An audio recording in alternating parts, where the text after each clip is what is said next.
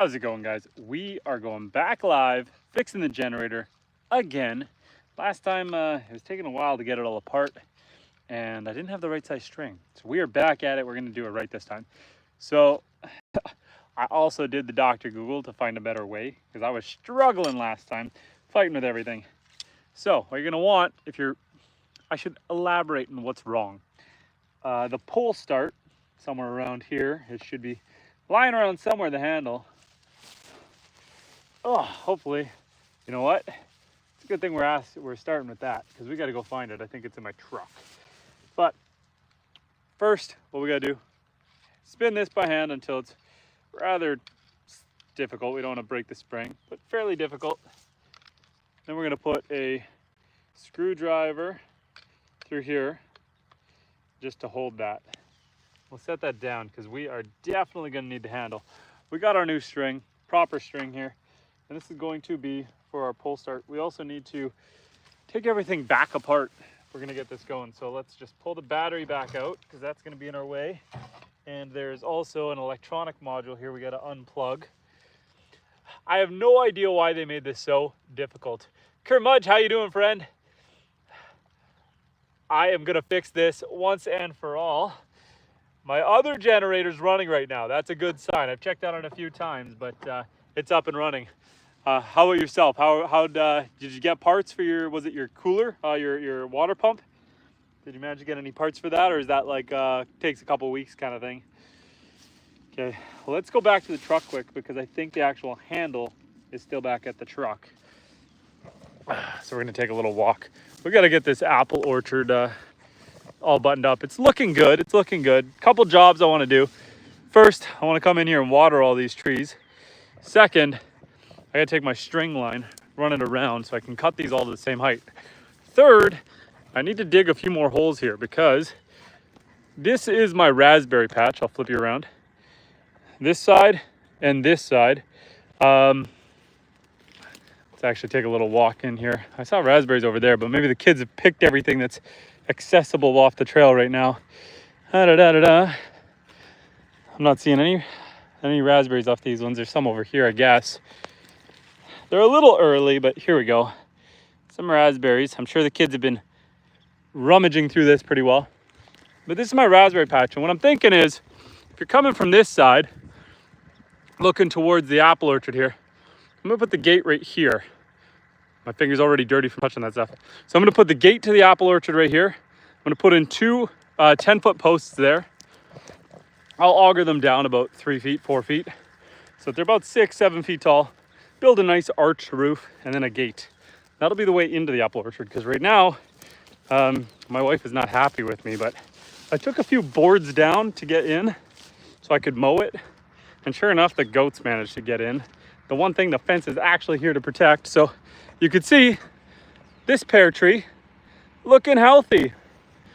This one, it got nibbled. It got nibbled. And so, fence ain't doing its job if I don't, put it up properly. Abby, how you doing? And Dinda, how are you? We are in northern Canada. I'm doing well today. I almost forgot to bring this guy. Well, I did forget, but okay. We're gonna fix this generator once and for all, the small generator. Got the handle here. My big generator, I think it came within a few degrees of having an open flame. The other day, my big generator, it was running and my wife noticed a bunch of like kind of black gray smoke billowing out of the garage. And so she went over there, turned the generator off and then ran out and then called me. And I asked her, I said, sorry, hold that thought. Quick raspberry pick, yoink. I dropped on, yoink. Okay, so my wife turned it off. She did not check if the generator was actually on fire. So I had to go back in and check. It wasn't. Well, she wasn't sure, but didn't think it was. I think it might have been smoking just short of an actual open flame. I did have some burning wires or melted wires, melted fuel line. From everything I looked at and everything I could tell, one of the fuel lines must have chafed a small hole, and it was spraying diesel all over the walls, all over the floor, all over the generator, all over the exhaust. Got super hot, and yeah, nearly caused a fire in the garage. But anyway, where's the fishing rod, Dano? Unfortunately, we got to get this girl together. So this is the pull start generator for the lake draw pump that's hiding in the weeds over there. And we got to get this apple orchard watered, which sounds ridiculous because it's currently raining. But you know, that's life. So let's put one end through here, fish it through. We're gonna put the handle on. Come on. Okay, put the handle on. And Eric, how you doing, Eric? Fruit, how you doing, Fruit? And cast out a line and let it sit. That's probably a good idea. I bet you we'd be catching fish if I had the line out there, but you know, priorities and such. Gonna melt this down a little bit further down. It wants to bunch up. Oh boy, we left, okay, come on, come on. There we go. I was gonna say we left this out in the rain. Just melt that down a bit so it shrinks. Okay. Grab a leaf. And Dano says, we'll watch for you. It's a good idea. Maybe next time. What's wrong with this, Jenny? Pull cord. Pull cord. Snapped on me. And then when I put it back together last time, there just wasn't enough cord there to make it work. So we need to replace the cord here, which I was trying to mess around last time and I gave up, but this time we got her.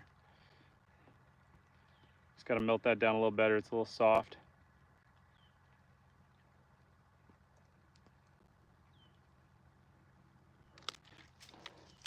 Okay. A good old Canadian boy. Simple fix. Yeah, yeah. The problem with this generator, it is a simple fix, but yeah, I had to take this whole side panel up just to get, oh boy, this guy off. We're gonna have to wind that up a few more times, but we're there. So I figure, simple fix, we might as well hang out with you guys. I just tie a knot in it until my shoulder says stop. It's too short. Come on, you bugger. There you go. Okay, so we'll tie a knot on this side. True alpha noob says, I hate generators. That has been the story of my life right now. My big diesel generator, which is currently powering the house, she melted on me there the other day. Thankfully, it was a surface, I want to say near fire. I don't even want to call it a fire, but it was on the surface. Diesel was spraying everywhere and caused a big billowing smoke storm, melted some of the wires. It was definitely close to a fire, but we'll call it a giant near miss. Okay, let's make sure we got everything kind of up and out of the way here. Ah! I had that pre-spun and I just messed that up. Spin this around. Abby, how you doing, Abby? I'm seeing you now. Abby said, I'm the OG, guys. Freshly Wild, how you doing, Freshly? We're just gonna get some work done here. It's kind of raining. Mosquitoes are still out, which is annoying. I did a YouTube video earlier. We gotta line this up. Where are you? Can we go one more? I think we can get there. Okay. So, this side, I guess we should put our screwdriver in to hold it. Which way do you want to spin? That way. Bear with me, it's hard to look at the camera for 1 second. Get that lined up, get this end in.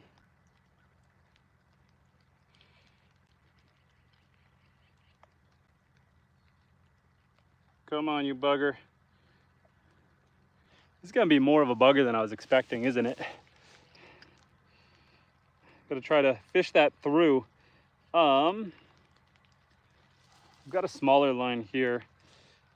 Maybe I can go this way, tie it on, and then pull it through.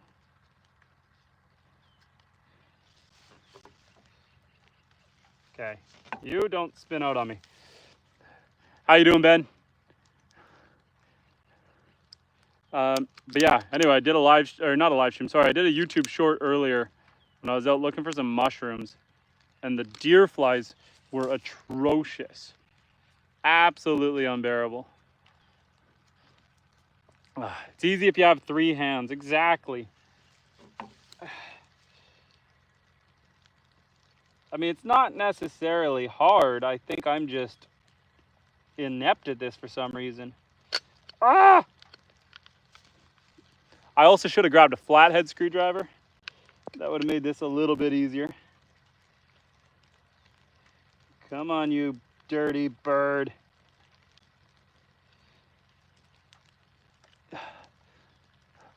Gotta watch that camera angle so it doesn't look inappropriate while I'm sitting here trying to get this in the hole. Pun intended.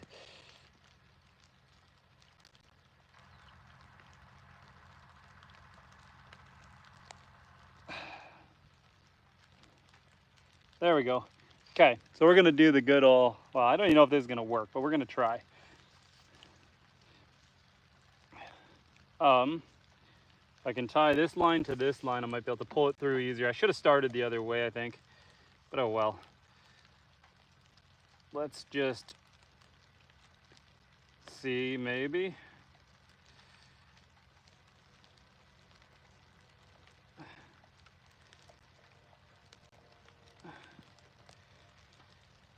Okay.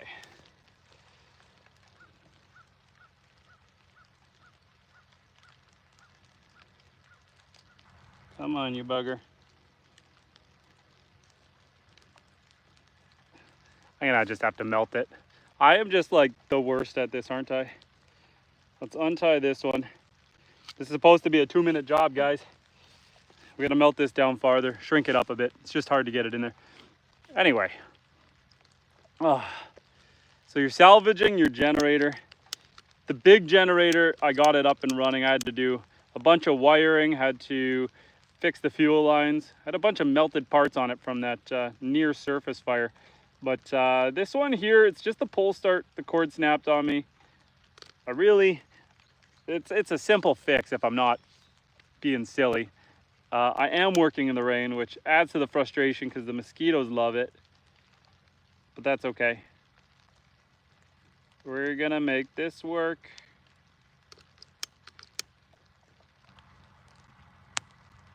Just gotta melt this guy a little bit to shrink it up. Grab a leaf so we don't burn our fingers.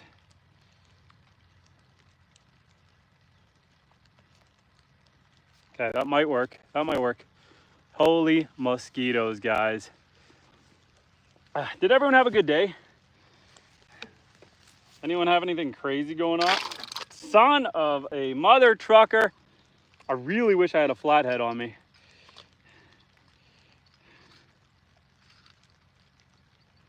Oh, the mosquitoes are driving me crazy, guys. Okay, where is my hole? Right there. Let's try not to do that again.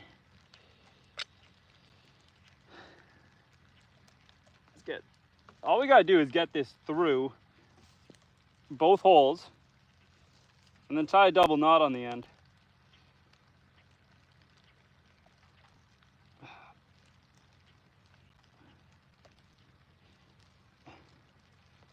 There we go.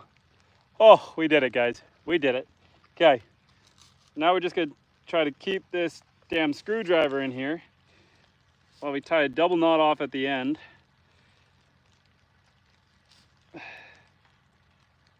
Okay. Oh, that last time that unwound on me, that freaking hurt. Let's do a double knot here.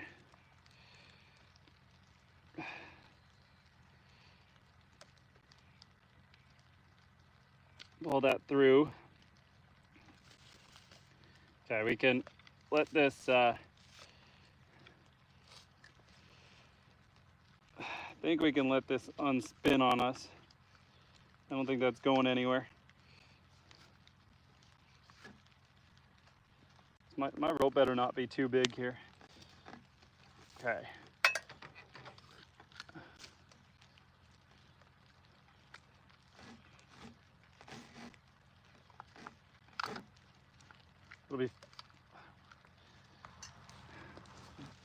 I don't know, guys. I don't know if I tightened that enough. Now I'm gonna second guess myself. My rope can't be. Okay, just check. We are just trying to get in there. Sorry, I'm not very able to focus on the camera while I'm sitting here staring at the damn gen. Okay, sit you like that. You are a dirty dog.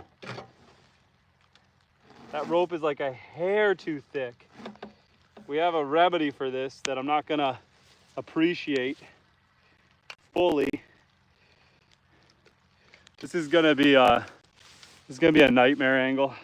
Let's try not to burn myself here on camera. This is called a vasectomy. We're gonna try to shrink this whole thing up a little bit by just melting it a hair. This rope is just a fraction too big.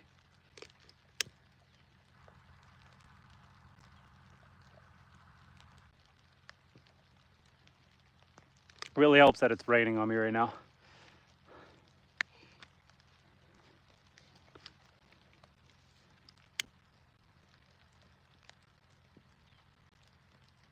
Okay, anyway. Sorry guys, how you guys doing?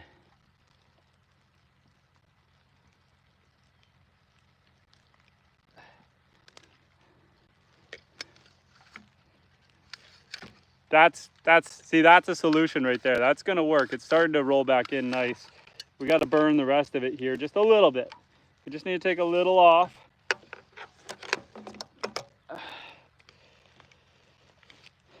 Just to shrink her down a little. Maybe even if I used some spray lube. The scenery is beautiful. That's the best part here. It's better than what I'm doing. I'm just sitting here trying not to flame my noodle on live stream. Just shrink this down a little bit. Be nice if I had my full-on torch with me, but that's up at the house. Instead of using the barbecue lighter. Derico friend, I hope you're doing well.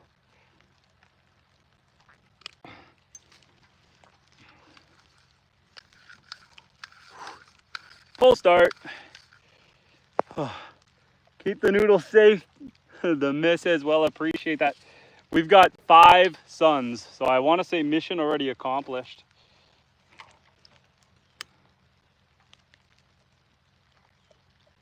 Ugh.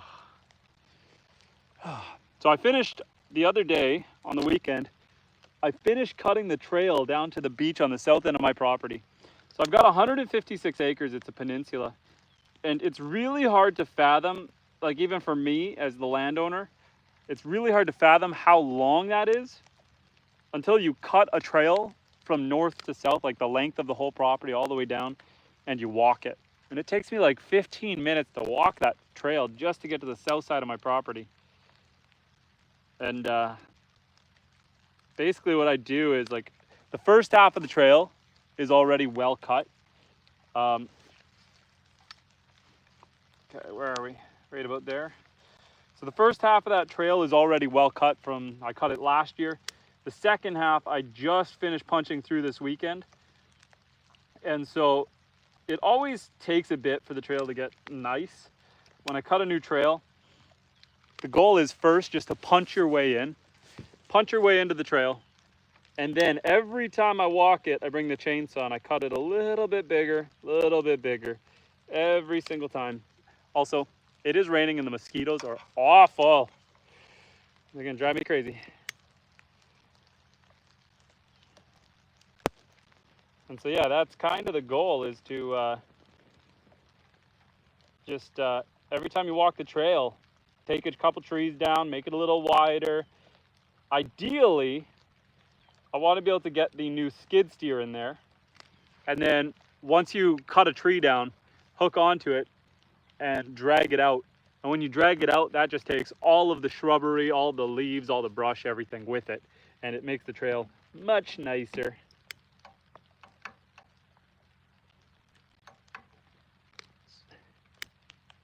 I really like putting the flame right underneath the fuel tank on the generator. That's a pro move right there.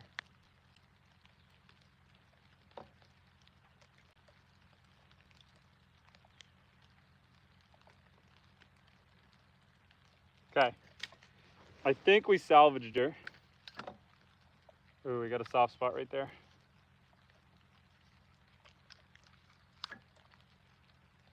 Wants to bind right there a little bit. What if I get past that?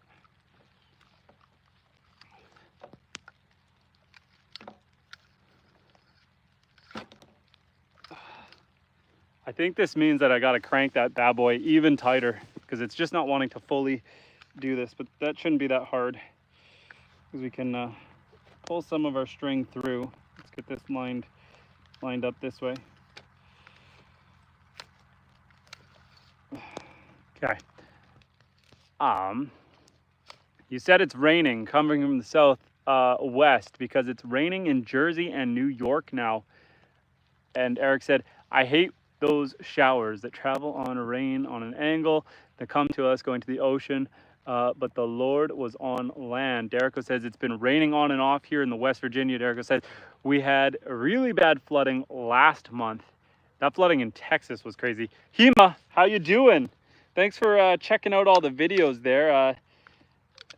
And Hema has a channel themselves, guys. So feel free to check that out. Okay, we're gonna undo my knot. We're gonna crank this spring. Oh, I'm really glad I tied that knot so well. Okay, we're gonna try to get this spring to go a couple times full around. My rope is a hair too big. Ah!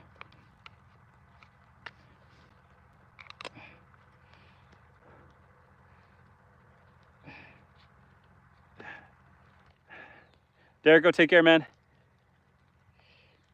Okay, I'm gonna get this there. Now, what do I want to do? I do not want to let this rope go back out, do I? I want to crank you around.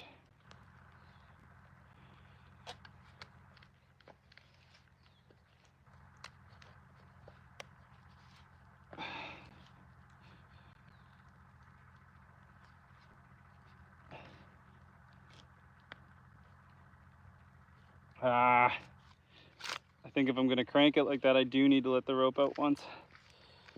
Son of a gun.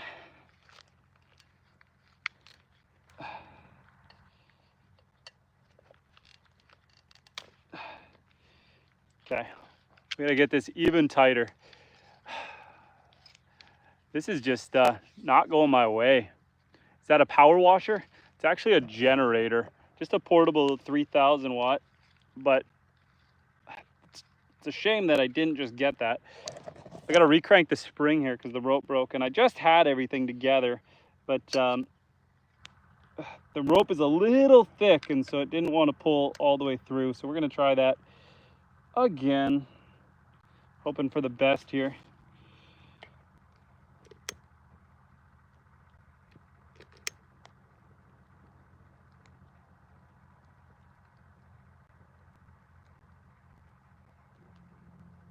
Gotta melt the end as best as I can, grab a leaf and try to round that off. Come on.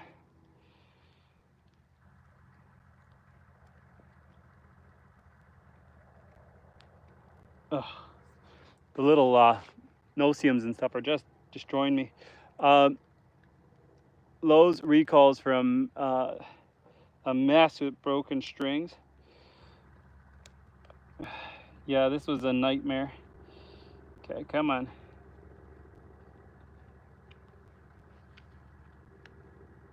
There we go.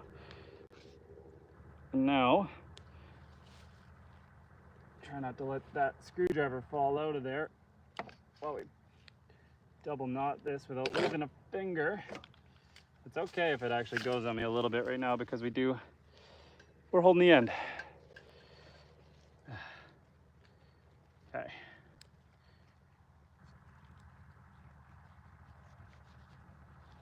Is that a good double knot?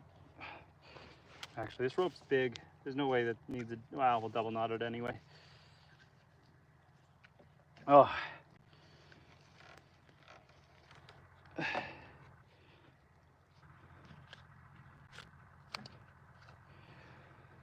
Oh, sorry guys. It's hard to be super interactive when you're fighting with something like this with the bugs on you in the rain and all this fun stuff.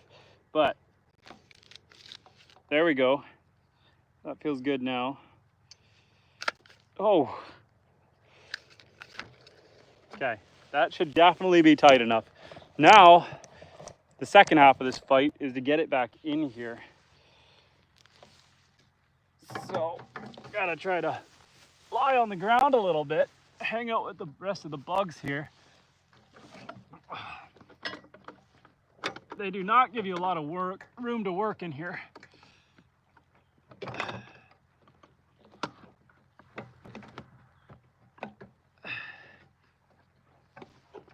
Get around all this electrical. Oh, oh.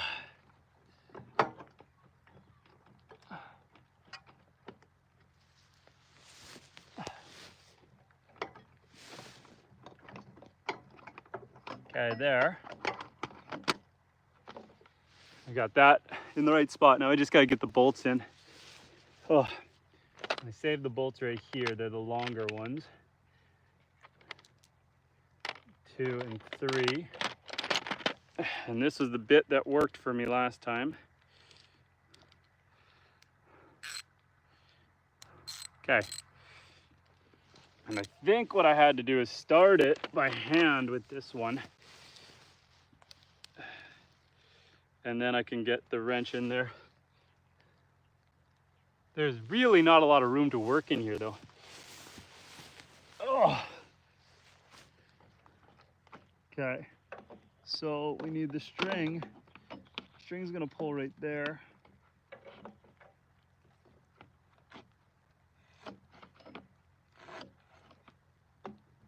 So we gotta be lined up right to that one there.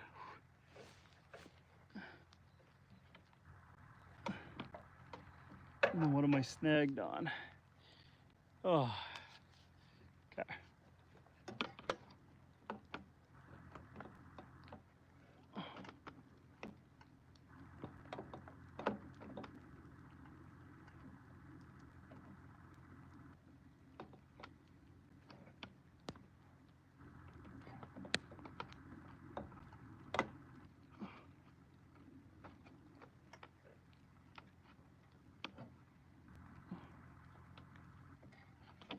I'll figure out what I'm snagged on here.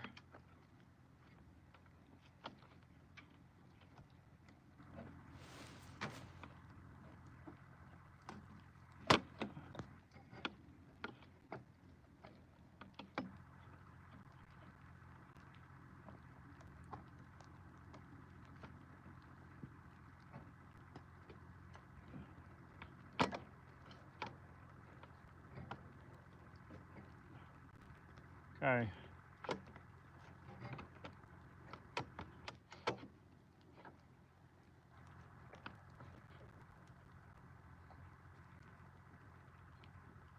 Oh. Ugh. 10 senpai, how you doing? I'm just struggling here fighting with this. Trying to get the recoil back in on the full start generator here. Oh, just having a hard time getting it started here. I can't tell what I'm snagged on because there's a million things in this little section that are just fighting with me. Like I'm just a hair too far over. Oh, and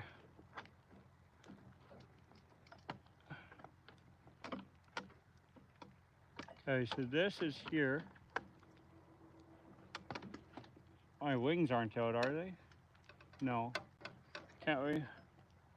No. But should just.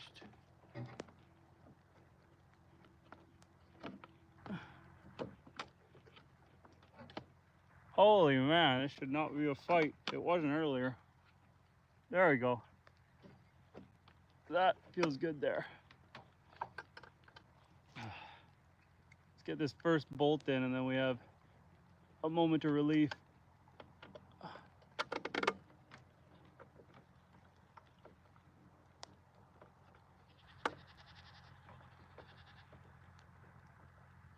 There. Oh, that was way too long to get one bolt in. Paul, how you doing, Paul? Oh, how's the weather? Hot there? It is full of bugs. I'm getting eaten by these little no-see-ums. You won't even be able to see them. They call them no-see-ums. You probably, well, you can see the one I killed maybe right there. They're these little bugs and they bite and hurt like a bugger for what they are. And then the mosquitoes, of course, are very annoying. But we're gonna get this back together pretty quick here now. So now it's just a matter of cranking. Well, maybe we don't crank it yet. Let's get all the bolts in and then we'll go around and crank them.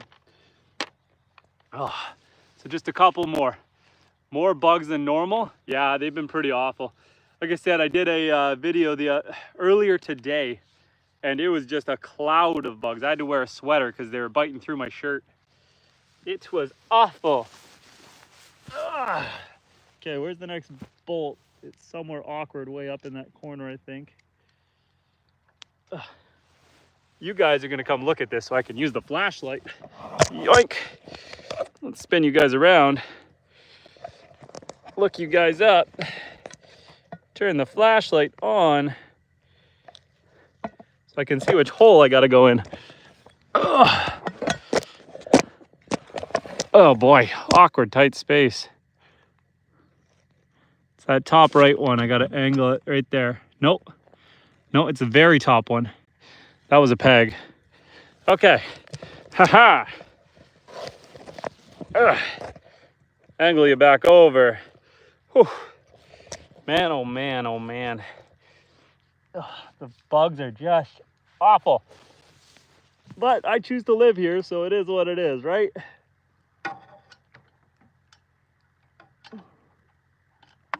Ah! Ah! That top one's gonna be hard to get started. I don't think my hands are bend that way.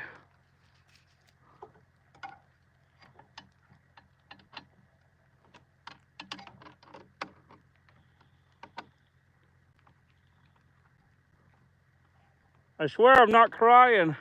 It's just the rain, guys.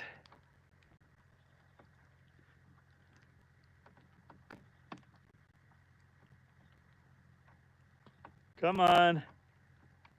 I had to go to a place that was pretty cool today for work. I went to a place so remote that the road was actually made of just swamp mats, which is just wood. So the road was actually just wood. It was really kind of neat. Come on.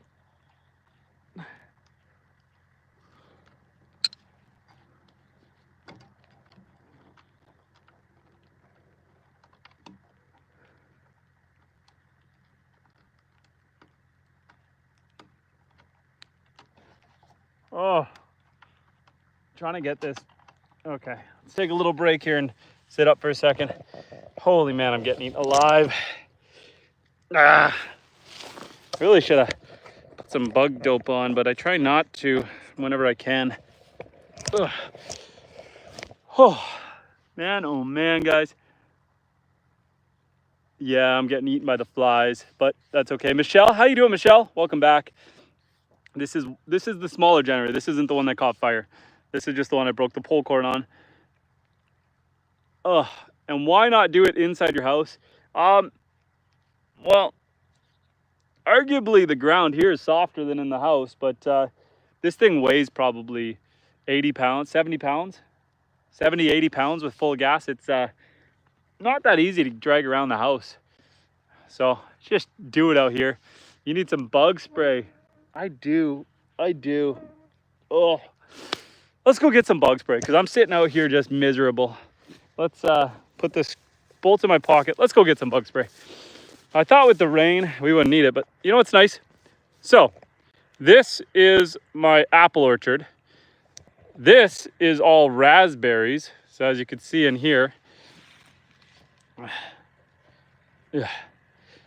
raspberries. Eat that one. Raspberries. Yank. And so what I'm doing, this whole section is kind of going to be my raspberry bushes.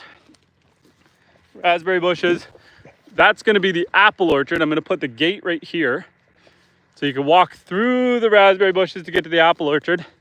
And then over here, next year, this area is going to be the garden. So let's come this way. It's hard not to stop for a snack along the way. So this area up here, probably including all this will all turn into the garden. So I've been piling my manure, turning it into compost. I've been stirring it up. But yeah, this whole area will be the garden, raspberry bush, apple orchard. That's the plan. That's the plan. Where are we? We are in the far north in Canada. So far north that the deer flies and mosquitoes tried to carry me away earlier. Check out that YouTube short. It was awful. Like, it's surprisingly bad, but it is what it is. Green apples, honestly, I have no idea. My wife got 2 plum trees, 2 pear trees, like 6 apple trees, and a couple elderberry trees. They're all different varieties.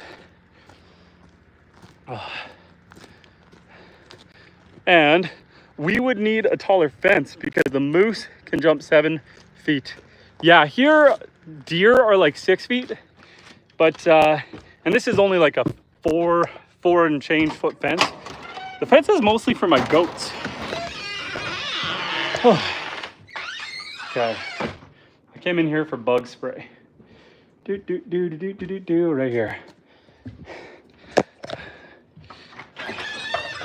Okay. So yeah, stand you guys up for a second. Okay. The fence is mostly for my animals, trying to keep the cow and the goats out. Let's try to, and why not? There's my new baby, my new skid steer.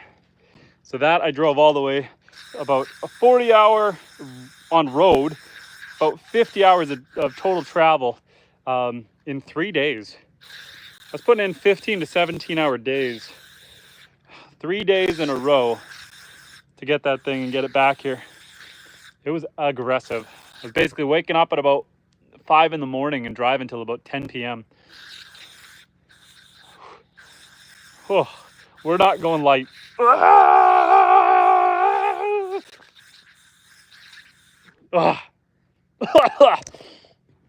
Okay. I'm gonna have to have a shower later because that's disgusting. Whew. Hi, hon. Can I come see the rabbit? Well, how am I gonna see the rabbit and not you? Okay. I will catch the Zoom where you're not included. Wait. I need the perspective, okay? I won't get your face. We'll start down at your. Okay.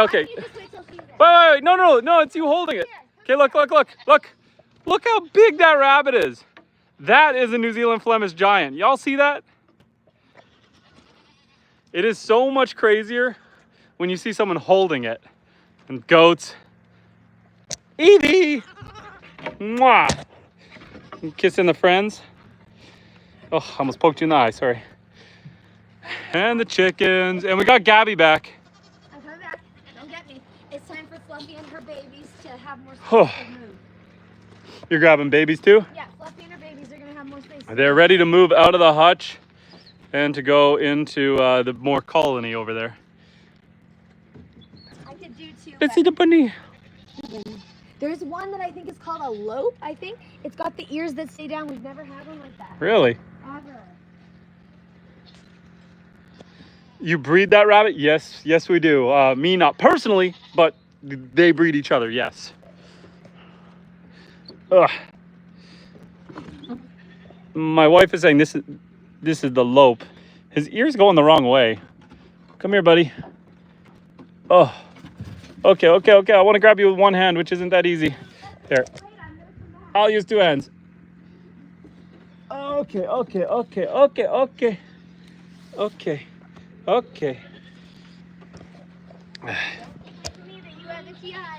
I'm gonna complain later. No, I've got this one. Look at the ears. I know. They almost go crooked. We've never had, don't get my, we've never had a rabbit look like that before. So his ear like twists around. Isn't it cute? We've never had, and the lion head is strong in this one. We've never had, oh, shut the cage. I'm gonna pick him up. I'm actually allergic to the rabbits, so this is not that fun for me, but whatever. Oh, I'm giving you a new home. I'm gonna give you a new home. I'm not eating you.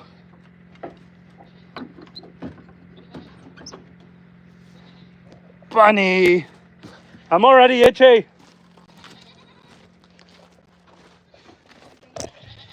I am. Okay, goats, you stay. Bunny. The bunny. Ooh, we got the bunny. Oh, that poor thing. Okay, I'm gonna take it. Okay, wait, this way. You gotta watch. These scars are actually from rabbits. I don't know, can you see that? That scar up there? Their claws are actually super sharp. So you gotta watch for that. Evie, watch your head. Evie. Hey, puppy. Hi, puppy. Hi, puppy. Hey, Faye. Faye. Oh, yes, Faye. This Elsa is so elusive. That they might get into the other colony. I think they're big enough now too. They probably can because they're big enough, but I might have to add another board under there so they can't. I don't think they're gonna want to. So here's their new home. A little bigger than a cage. Can you just get off your live stream for a second? Take a picture of that one. It's so cute. Look at the ears. Look at the tuft. Take a picture. It's so cute. I believe we call that a birth defect. That's not a birth defect. It's actually a thing. It's called a lope. Lopped ears. Bunnies. Okay. There should be 3. Where'd the other one go? It's there. Okay. I gotta let you. We're gonna go back to work. Cow. I have to go get the food anyway. Hi, Gabby. Look at that tongue. Look at that tongue. She's like a giraffe. Welcome to Jurassic Park, guys. Okay, let's sneak around here because I love the animals. You guys love the animals. We all love the animals. If I just wanted to have a super successful live stream every time, I would just hang out with these guys. But I need you to work. But I gotta work. I gotta go fix that generator. Here, let me out. Come out. No. Well, I'm gonna have to get the chickens in. No, you gotta leave the goats in because I don't have the fence up right now, and they're gonna follow me, and they're gonna eat the apple trees, which are what I'm trying to protect. Okay, guys. Well, that was fun. I'm gonna have to have a shower later now, not because of the bug spray, but because of the bunnies. So, interesting correlation. I don't know if it's everyone, but I'm allergic to cats, and it's the exact same reaction for rabbits. I get itchy eyes. I get rash hives on the skin. I was pretty careful just to hold it with my hand, which is usually okay, but yeah, rabbits. And Curmudge says, oh, I see Mrs. My Wildlife is demanding like Mrs. Curmudgeon. Sometimes she'll sneak on the stream and she'll tell me, get back to work, because she sees me chatting with you guys too much. That hasn't been the case tonight. This is the normal chattiness. While I'm sitting there fighting with this dang recoil, I'm not as chatty. But, like I said, over here, garden, next year, garden. I do have garlic planted in the back. And then we got the raspberry orchard, which is natural. It was already here. And then we've got the apple orchard, which we planted. And it's from the dander you're allergic to. It's the same for cats and rabbits. I'm not allergic to dogs. or goats, or chickens or ducks, or cows. But the rabbits must have a very similar dandruff to the, we gotta start my truck too because I'm boosting a battery. So let's go restart my truck. It's probably not good that I just don't have it running right now. This battery over here, I have too much grass growing up right now. I gotta come in here and weed whack this. And so the solar panel wasn't keeping up with the electric fence because it was shocking to the grass. So we just gotta start the truck quick, get that battery back up high enough to life that the solar panel can take over from there. But these dang trucks auto turn off. Don't want to let that run for a good 20-30 minutes, but after like 10 minutes the truck turns itself off. Very annoying. Try peppermint oil with the skeeters. That's a good idea. I'm gonna grow peppermint just for that. I was Googling today, like while I was in the bush getting eaten alive, what kind of trees or plants could best deter the bugs. Apparently sweet fern is a good one. I was gonna try cedar leaves, but where I was, there weren't any. Quick raspberry break. Okay. We just have to finish getting these bolted in. We're so close. Look at the bay, look at the bay. Okay, so I think, do I still have that bolt in there at the top? Yes, I do. I just need to get it to line up. Get it started. That feels good. Look, is it or is it not? That might not be good. I'm spinning forever. Bear with me, guys. Lemongrass.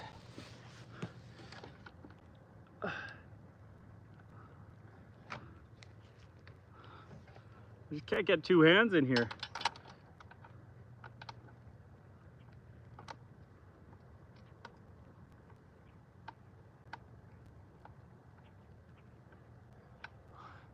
Hi. 1 second, guys. I can't read this way. Holy man. Where's the bottom one? I know the bottom one's even more of a bugger. But I'll save that for last. I just wish I could get one extra hand in here to try to hold this lined up.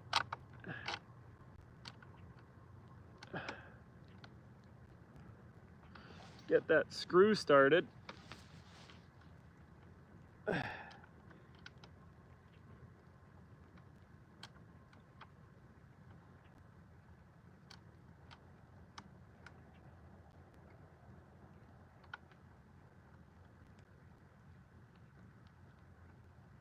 Holy man, this should not be this hard. Okay, which way do you really gotta go? I can't even see up in there. You feel pretty good. The bottom one is where?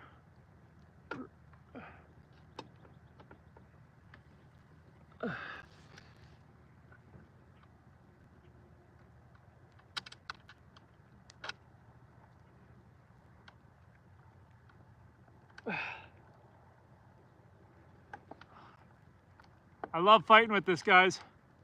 I love this. This is the best. This is the most thrilling thing in the world for you and me.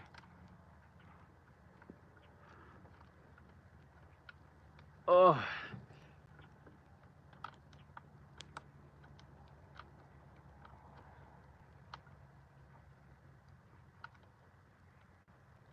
Did I get it? I can't tell. No, I didn't. We're just blindly trying to thread this in there.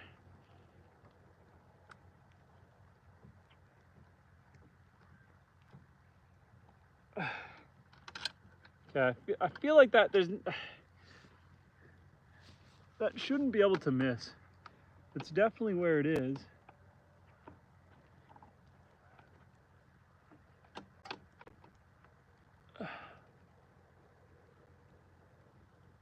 Oh, let's try the other bolt for a second.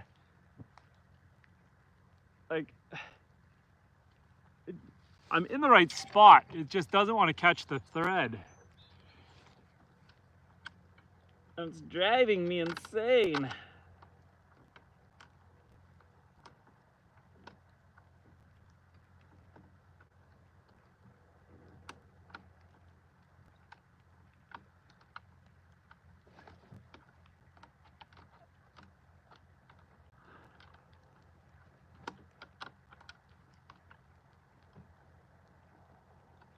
Holy man.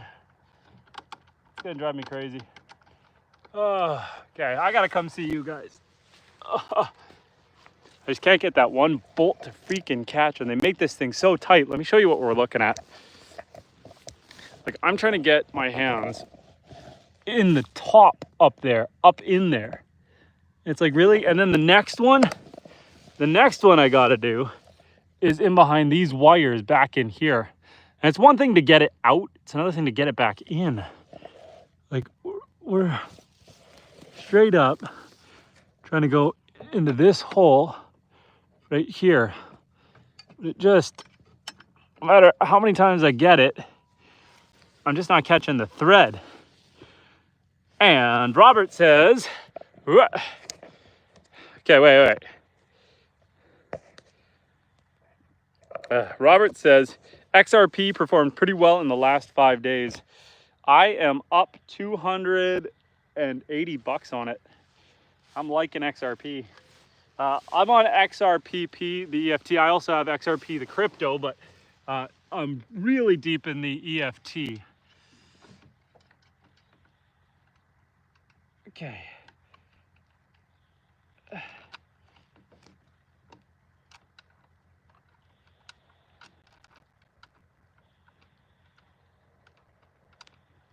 I'm gonna back off the one that I already put in. I didn't tighten it very much, but maybe I can get it by hand still. Yeah, it's not even that tight. Just, okay, we backed it all the way off, not what we wanted to do. Okay, so it's barely on there, so I'm not sucking it out.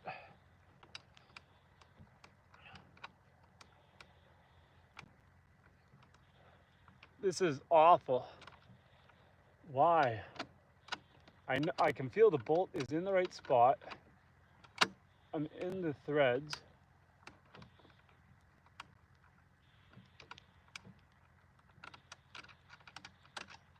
I shouldn't be using a short bolt, should I? They're all the same. No, it's definitely, they're the same. Oh, this is driving me crazy. Crazy. Oh. Let's stare at you while I put my hand in my generator. Peter Piper picked a peck of pickled peppers. A peck of pickled peppers Peter Piper picked. If Peter Piper pecked a peck of pickled peppers, where the peck of pickled peppers Peter Piper picked? I'm surprised that there wasn't anything inappropriate hidden in that. I was really expecting to say something awful. But thank you for keeping that legit. You know, when I'm sitting here doing this, it kind of reminds me of Ace Ventura when he comes out of the elephant's butt. Don't ask me why. That's just what we're thinking of. Okay, come on.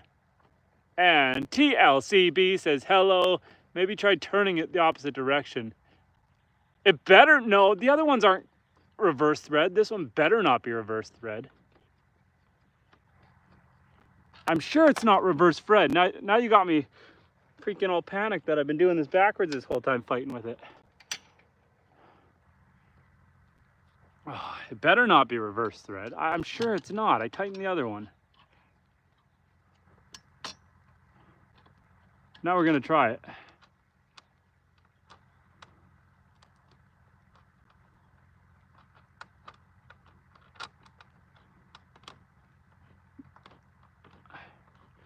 Now I'm pretty sure it's not reverse thread, but I just cannot, for whatever reason, get it to freaking grab.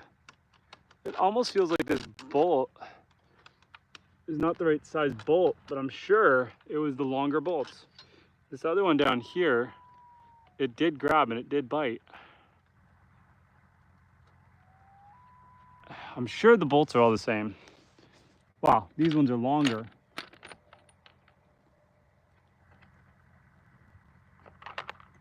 But I'm pretty confident they're all the same size, diameter. This has got me fuming. And Sir Michael says that was the best one yet. Thank you. Awesome. Okay, right on. I had to go a little slower than I probably can on that nursery rhyme. I bet you I could go faster, but I was worried you were gonna have something hidden in there. I didn't pre-read it. And I didn't want to say something too outrageous. Okay, so it's not there. It's up higher, one more higher. This next bolt is even worse than the top one because there's electrical wiring in the way. Ugh.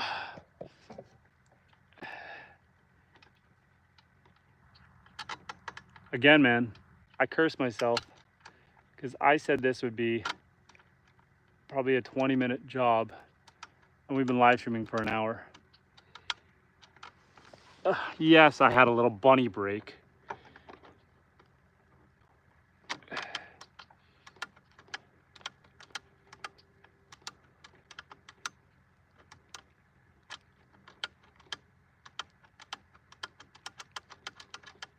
Okay, this is madness, guys. It feels like this is the wrong size bolt. It feels like it's too thin, but I swear I pulled the long ones out of there because it almost feels like there's threads right away and I'm like in the threads, but none of these other bolts are any thicker. Okay, well I'm sure they're all this. They're the exact same. Ah, she's driving me insane. Hello, sir. The lake is a good environment for breeding some fish. Oh, I've never tried making love to a fish, but I could try if that's what I'm just kidding. See, when I'm working like this, getting frustrated, I get inappropriate. This is like a bad time to be streaming because I don't know how to hold the jokes in. Ugh. Come on, you bugger.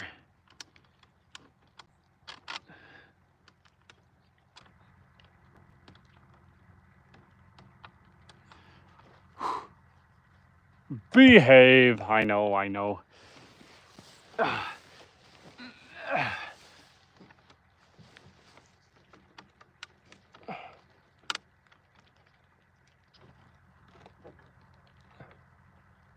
You dirty dog, did I just get you? Son of a... I had to turn the whole thing just a hair. Just a hair. And it caught immediately. This is gonna make me go insane. Okay, I got one more to get and then I can tighten them all down. I cannot believe that is what it took to get that thread to catch. This one is arguably a worse position because there's electrical wires in the way. But now that I got the other one started, maybe.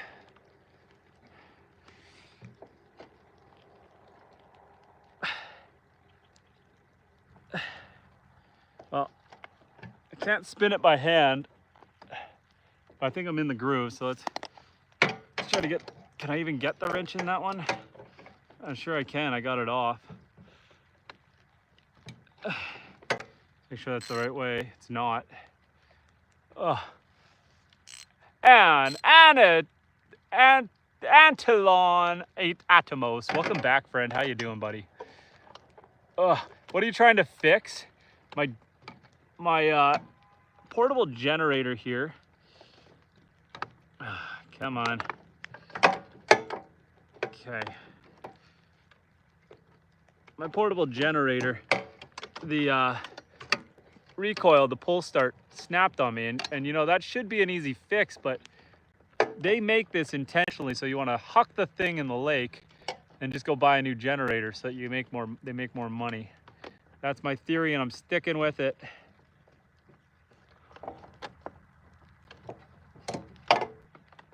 Okay, we got to make sure this is on here tight. I love that there's literally zero room to turn a wrench in here. Ugh.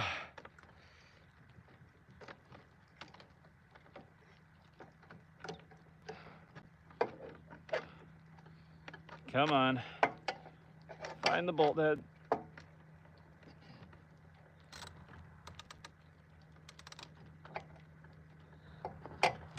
Oh. That was right. Bear with me, guys. The bugs are way less bad, so bug spray, I gotta give that a 10 out of 10. I'm still getting eaten a bit in the face where I didn't spray myself, but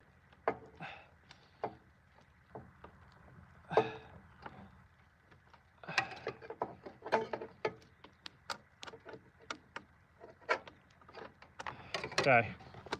You're still looser than a dog.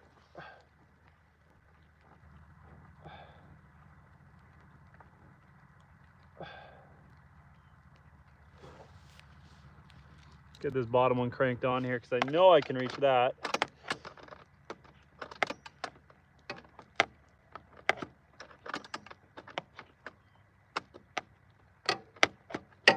Come on. Oh, thank you.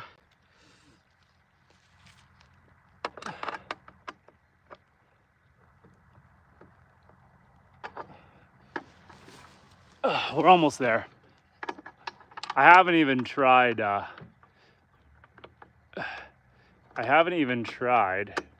the pull start to see if this is going to end up working. And I'll lose my mind if it doesn't.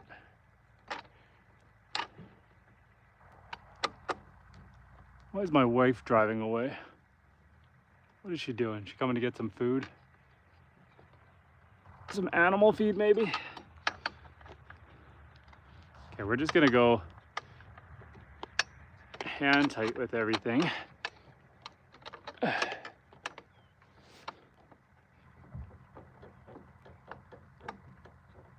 Coming for some feed? What? Box of the truck.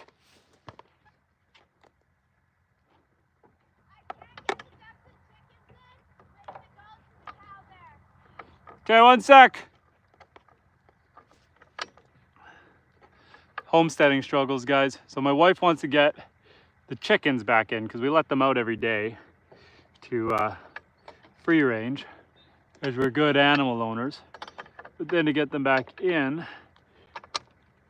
you got to get the goats and the cows out to the electric fence area. But like I said earlier, I was trying to boost the electric fence because it wasn't working because I have too much grass touching it, and so it's dying. Okay, how tight is that? It's pretty freaking good. So let's go deal with that, and then we'll come just finish getting that put back together. We got to put the electrical wire back in,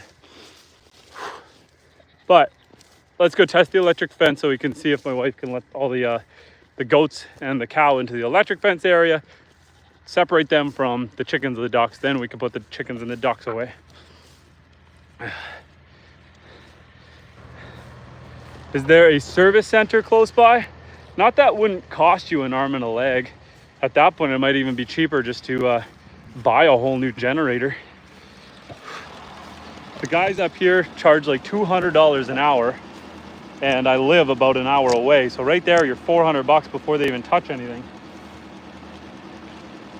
Okay, let's get this out of the way. Let's not wire this on backwards because I did that once and I fried the whole thing. Okay. So we're just going to get the solar panel, battery, electric energizer here. So we're just going to, this is probably going to scream at you guys in a second. So bear with me 1 second. I have an alarm system set up to my electric fence, which is a really nifty feature because it's going to tell you if there's any predators that have broken your fence or if your battery dies. So if a wire snaps, it's going to alert me that someone's got out. It's really nifty. It actually let me know last night that the battery died because the alarm went off. Okay, it's getting beep at us. 1 second. Ah! Okay, we are at 12 volts. So now the everything should be working. I've got my earth. We're at 13,800 volts of electricity going out. My ground wire's in. Everything's looking good. We're not charging much by sun right now, but here's what we're looking at. 13,800 volts, 12.1 battery there, 12.2 coming in from the solar panel. So we're getting a little bit off the solar panel, but not much. Dude, I touched that thing the other day while I was kneeling on the ground, so I had a really strong ground connection, and I touched it, and it wasn't just a thwap. I full on electrocuted, like, and I fell backwards. Like, that was scary. 13,000 volts. My body literally locked up and I fell over. No wonder it works.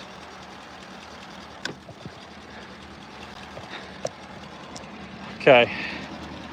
That's a true story. Why do I have a wire sticking out doing nothing? What is this wire? Why do I have a ground wire here doing nothing? And I'm very confused by it. We're just gonna wire it to the ground. Maybe the other charger, because I had a different one in here that when I changed it, maybe the other one used this one as well. I don't know. Let's set you guys down for a second. This isn't gonna shock me, is it? Ah, no. It wasn't supposed to, why are you shocking now? You're not supposed to shock, you're the ground. Okay. This is definitely the ground. I don't know why I have two ground wires here. There. It's gonna beep again. Oh boy, I love that. Love it. Okay. Okay. I don't know why I've got two ground wires run to it. We're just gonna ignore that. It's fine. I'm thinking I don't know. I jimmy rig stuff sometimes. Okay. If you get electrocuted, you can't scream. See, normally it's like that. So when I just electrocuted myself there, it's normally just a thwap and it makes you pull back. I did, it wasn't fun. But the other day when I got it, it wasn't just a touch it zap. It was like a sustained, like 2 or 3 seconds. Like I got shocked. Every 3 seconds it lets out a shock. I got shocked for the whole 3 seconds. It was awful. Thought I was gonna poop myself. Just kidding, I didn't, but it was terrifying. I literally fell over backwards, and I think if I didn't fall over backwards, I would have just kept getting shocked. Okay, we're gonna finish putting the electrical wiring on this. What happened to your sign? It broke in half. How'd it break in half? I didn't do it, it wasn't me. Well, I mean, the kids just gathered rough wood that they found around the yard. That one was really rough, I guess. Okay, so we need to just put the battery back in here. I don't like running this thing in the rain. You're really not supposed to, but it's a light drizzle. I just want to get it fired up, try it out here. Okay, let's put the wire back in. So, this wire, oh boy, which one's the top and which one's the bottom? Ah, it only goes one way, we're okay.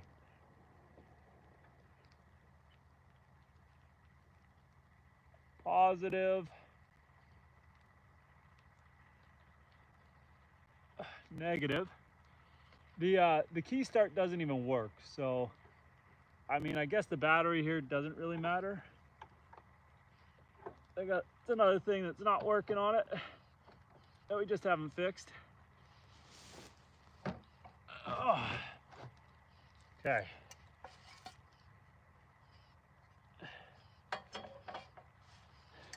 And then this cover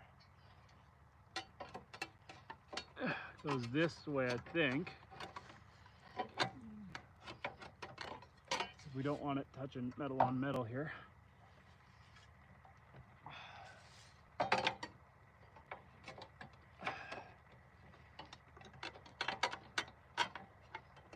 Okay, well, for now, let's leave that.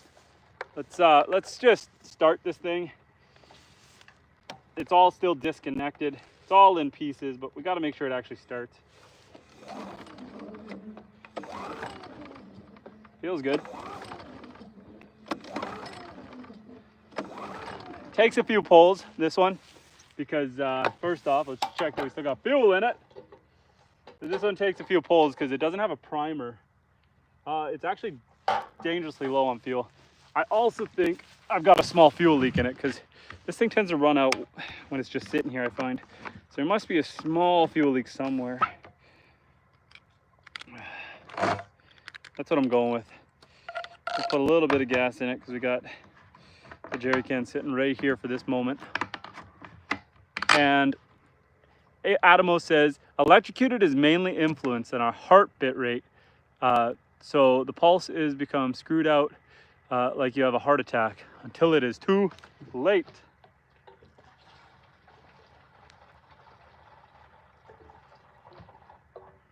Just put a little bit in to make sure that this thing's gonna fire. Set that aside. There's a key here, fuel switch here. This is eco on. So this is like economy mode. It keeps it in low idle until it draws power. Basically, I gotta pull it 1,000 times until it primes. That's what I'm going with anyway.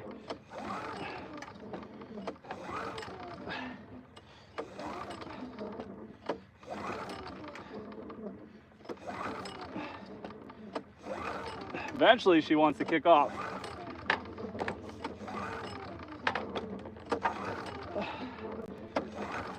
Oh, I swear, eventually I'll get to work.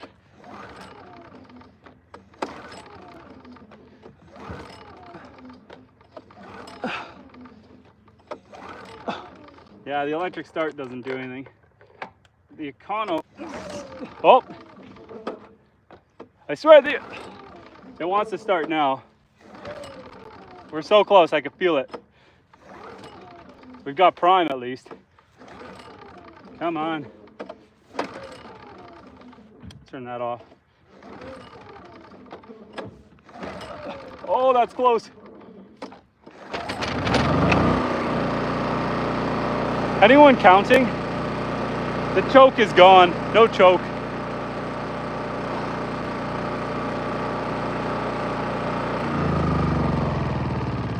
Okay.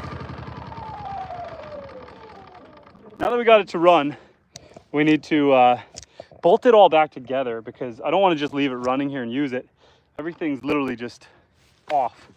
So I guess one piece at a time. Let's just start throwing these bolts back in.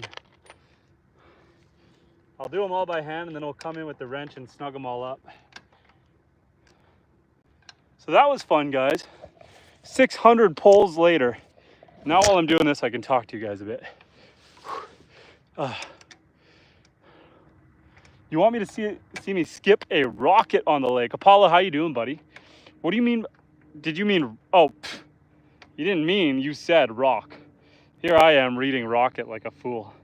I was sniffing gas fumes, adding extra letters in there. That's what happens. Apollo, how you doing, buddy? Am I reading your name is Steve? Because I know that's your dog's name is Apollo. If it's Steve, hi Steve. Everyone go check out Apollo and Layla's channel. What goes on here that I feel like I got an extra piece? Oh. Yeah, okay. Okay. My wife is driving like a maniac over there. A woman on a mission. The problem with this is I started this like a week ago, and then I gave up on it for a bit. And I don't remember what goes back where. I just remember it was a bugger to tear it all apart. If it's cold starter, so you need to pull so much. I don't know if the winter coming. So I'm only using this generator. I'm only using it right now to water the garden. So come the winter, it won't be a big deal. I could spray some starter fluid in there to get her to really take off right away. But I'm not that desperate right now. The electric start doesn't work on it. I mean, at some point here, I need to buy a replacement. This one's only a 3,000 watts. So when my main generator does die, in order to recharge my batteries, I actually have to turn the power off to the house in order to charge it. Otherwise, these little 23 amp fuses blow. So I have to turn the power off to the house to charge the batteries. Otherwise, it takes too much power off the generator. So she's not a most ideal generator for this kind of stuff. But, you know, it's what I got for now. Eventually, I can upgrade it. I thought I was going to have to when my other generator was catching fire there the other day. I thought for sure we were going to be due to replace this generator with one that can handle, you know, like a big one that can handle the house over there. But we managed to get that one fixed. And Apollo says, yes, Steven is I. And Adamos, yes, okay, I read that one. And gas smells good, to be honest, from a distance. Steven, stop sniffing the gas. That's not what we're advocating on this live stream. Okay. We're just gonna get her all put back together here so it doesn't fall apart. A couple more bolts on this side. And Curmudgeon says, still here, my friend, but on the phone. I appreciate you. I'm able to talk a little more now that I'm not, you know, knuckle deep inside my generator. Come on.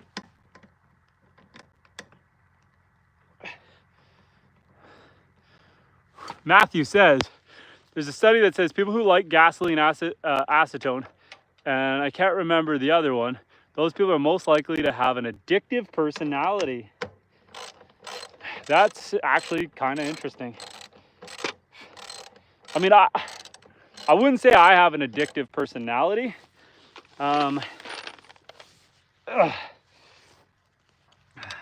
Like, there's been times when I was a surveyor or I'd go to the bars back in the day when I was young and dumb, and I could smoke cigarettes.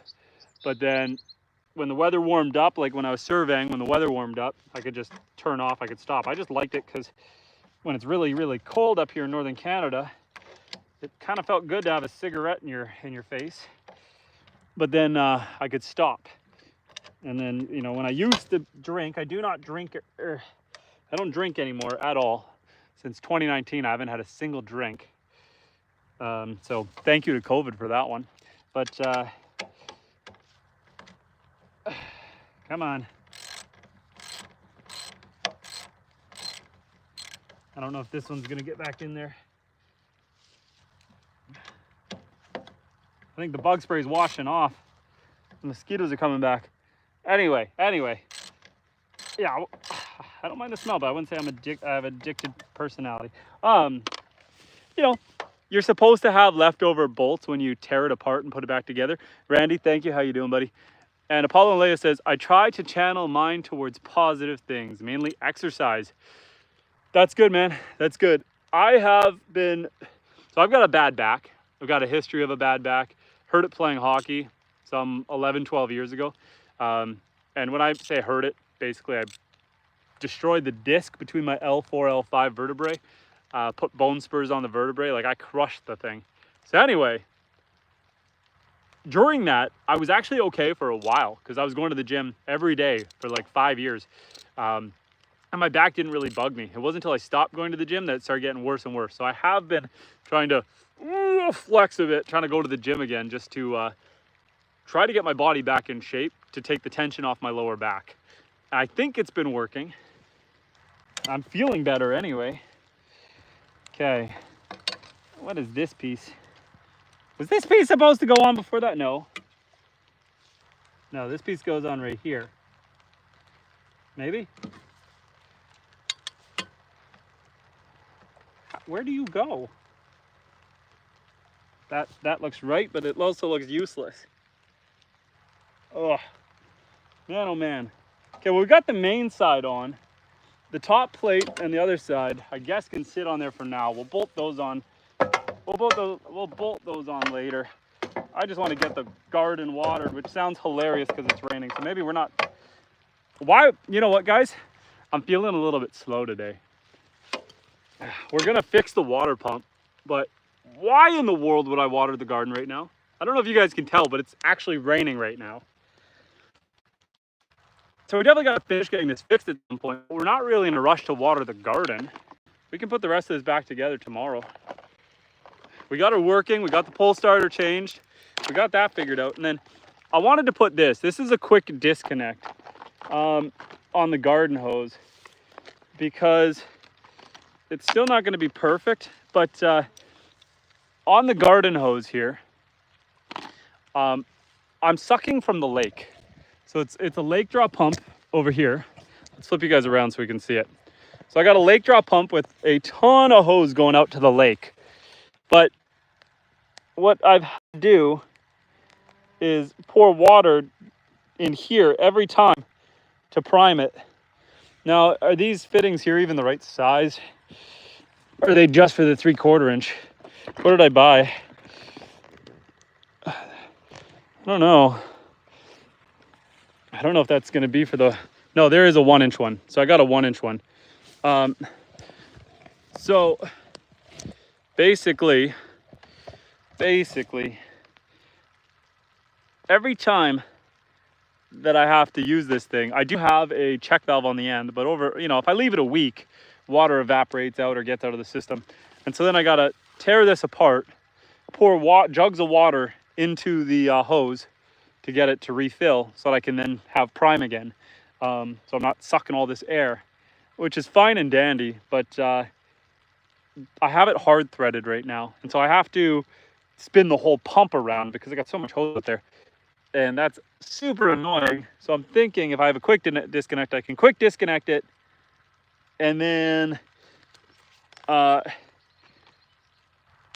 would just unthread this guy, which would be a lot easier than spinning the whole pump around. So I think that's what we got to do right now. Oh, I'm just looking at the Teflon tape there. Okay, so let's grab our wrench. Trying to make this easier going forward. Dean, how you doing, Dean? We're just gonna do some work here on this pump. Guys, tell me if the stream goes for crap on us. I'm getting a text now that I just used up the last of my data. Doesn't mean that I can't still stream, but now we're on lower data. So I don't know if that's gonna ruin the stream until it resets in like 2 days.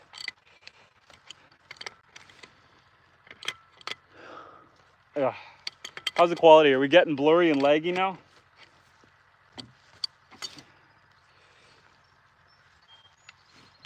Ugh. Or are we still okay?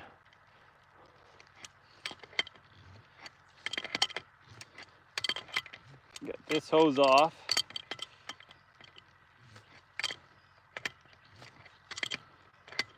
Almost there.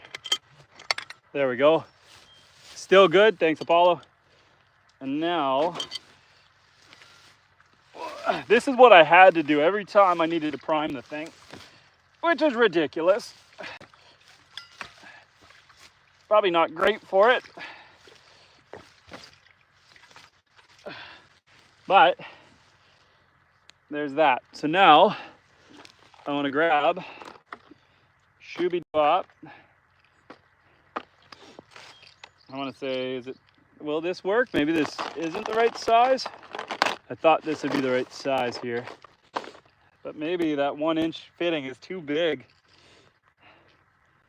And I don't, that reducer there is good for the other hose. For the garden hose, we can put, what are we looking at here? So let's flip the garden hose is actually on backwards to boot. Because I was all over the place when I was putting this together. So I put an adapter on here, which I didn't need. So let's spin that off. Let's put that adapter off to the side for a second. This garden hose, make sure that O-ring is in there okay. It goes on this end. Oh.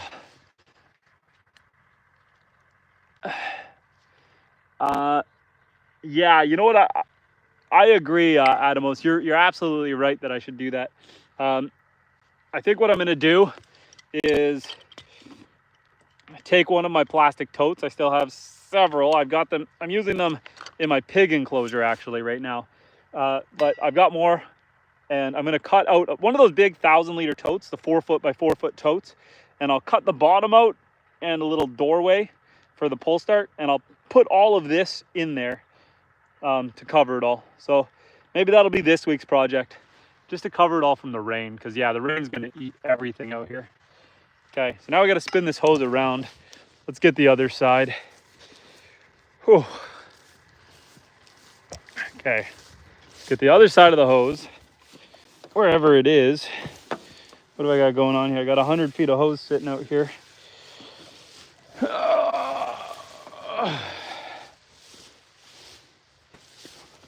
Where's the end of the hose? It's all in the grass. Let me put you guys down for a second so I can see what I'm doing. We'll face the lake because it's prettier. Yeah. Okay. What do I got going on here? My hose end disappeared. This side is definitely going that way. So the end of the hose is somewhere in this mess. There it is. This one.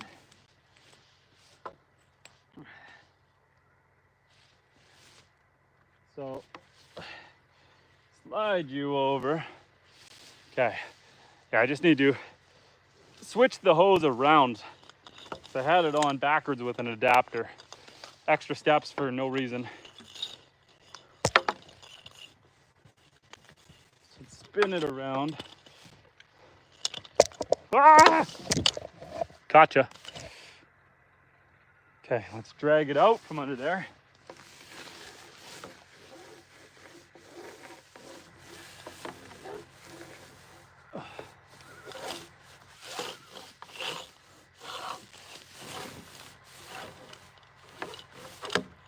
Okay. Now let's bring this end over here.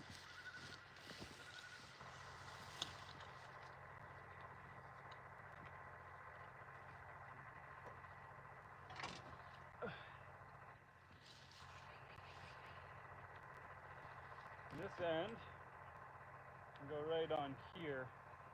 But I should probably grab some thread tape. This thing already has a bugger priming. Let's send it and hope for the best.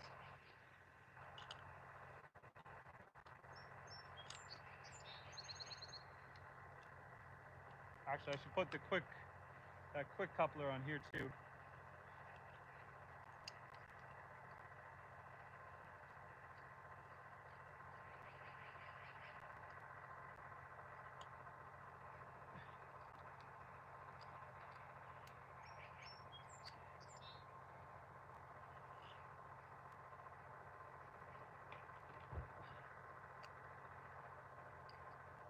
Okay.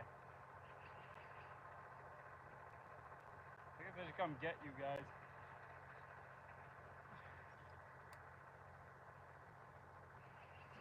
And then this end of the hose.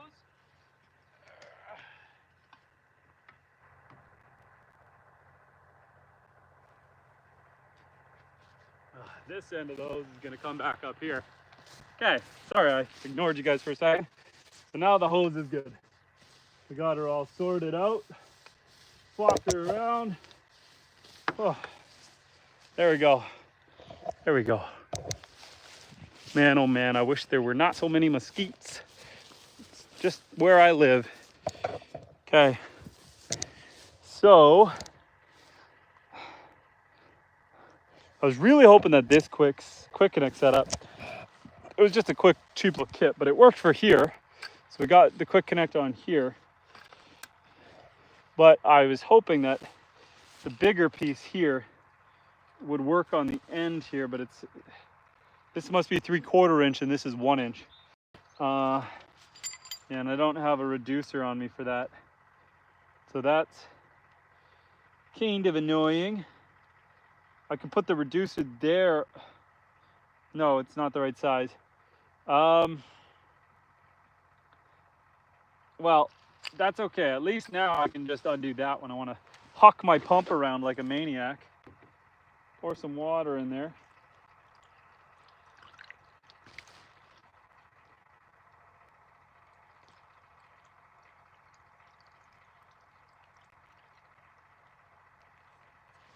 One more jug. So I'm priming this pump, and what are you guys saying? Adamos is saying, do you have a neighbor, sir? How much is the distance to the closest ones? And Paul says he's on his own island surrounded by water. So Paul, it's actually just it's a peninsula. So there's one road in, one road out. The rest is water all the way around. I do have a neighbor-ish. They're about 3 miles away. And then after that one person, there is nobody for like 10 plus miles. So one neighbor 3 miles away, and then nobody.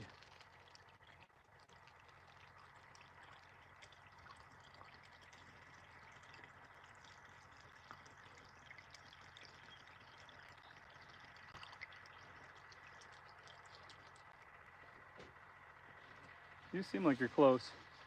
Okay. For the sake of my sanity, I'm gonna go down to the lake with you guys. We're gonna fill these water jugs back up, these milk jugs. We're gonna get this thing running, and we're gonna spray the garden down a little bit. It stopped raining now. It's wet, but it stopped raining. But all this work to water the garden, and I can't just not water it. So this is the treacherous path we're gonna take down to the lake. We're gonna go down this drop here, try not to fall, and down over here.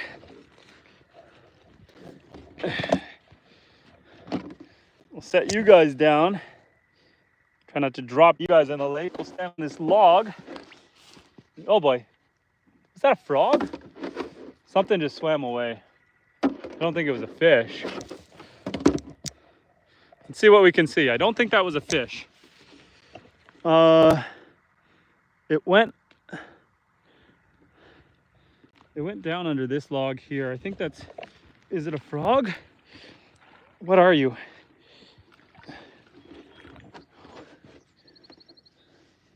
I don't know, I don't see it anymore.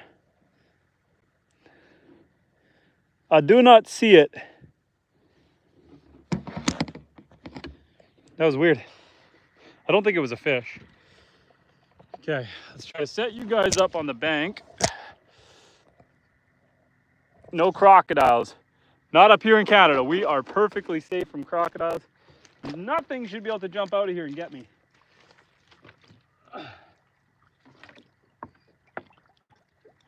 we're just gonna fill these water bottles. And by water bottles, I mean milk jugs.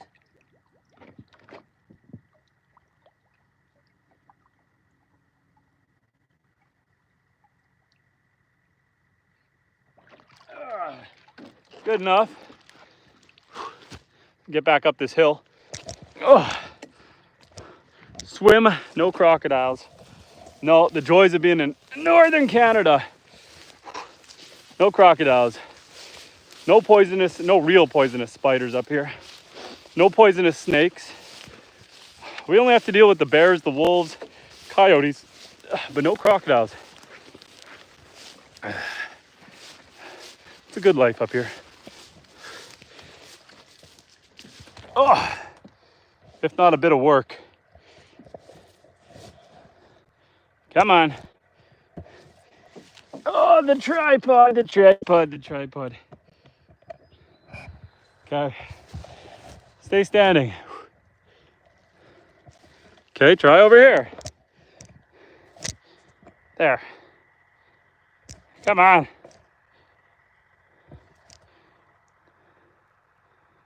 Okay, I think that's gonna stay. And I got my milk in bags. You know what's fun? Ah!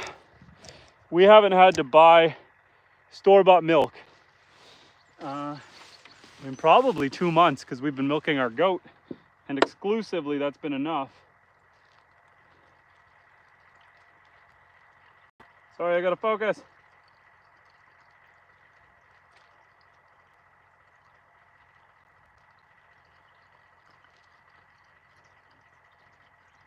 We're close.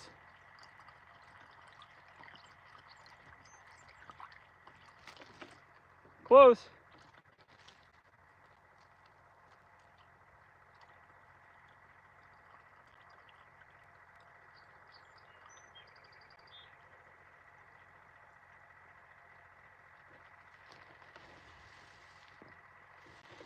Gotta go into the second jug.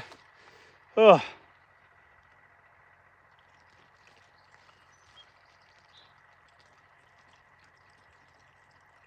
Mosquitoes. And lots of night stars.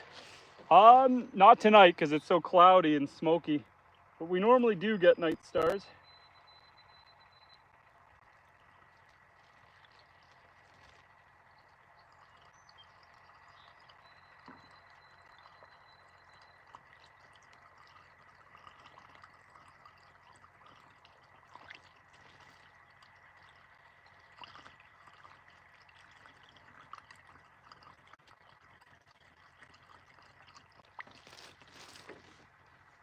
She's thirsty today.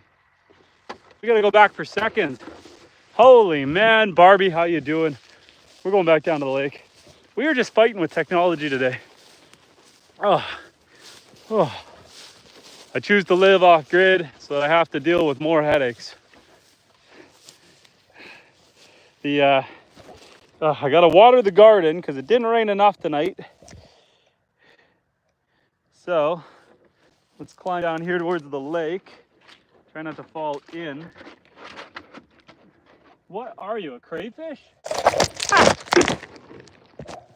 Okay, I think it's been solved.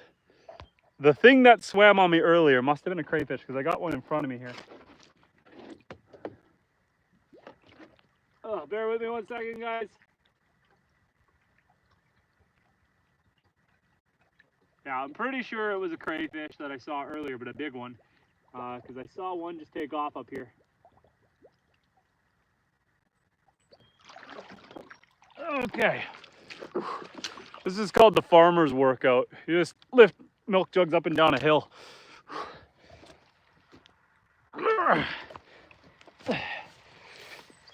Oh, there's my deep squat. There you go. 1 leg squat. We're doing the sustained carry. Tripod in one hand, milk jugs in the other. Okay. And Paul says, I bet the northern lights are great there in the wintertime. Paul, you're right, they are. They are fantastic in the winter. Pink Rose, how you doing? Oh, hi, friend, I see you. We're, try to bring water up from the lake so that we can pump water up from the lake.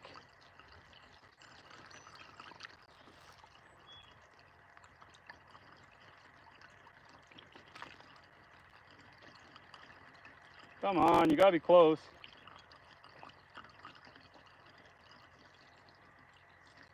I swear you can only take so many liters. Oh, normally I don't leave it this long, but because I broke the generator, it takes a longer. Normally it'll hold the water because there's a check valve, but it only holds the water for so long.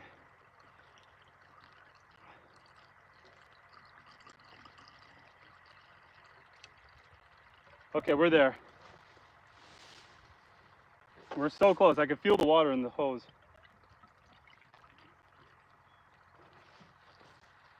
Okay, we're there. So now we're gonna do the good old spinaroo and just spin our pump on. Just the dude, how you doing, buddy? I've been blacklisted from YouTube. What can I say? Oh, just kidding. Okay. Come on. Get her started. This is not the easiest way to thread on a pump, and there's all these thorny bushes here. Which way do I gotta go? Righty tighty. Come on.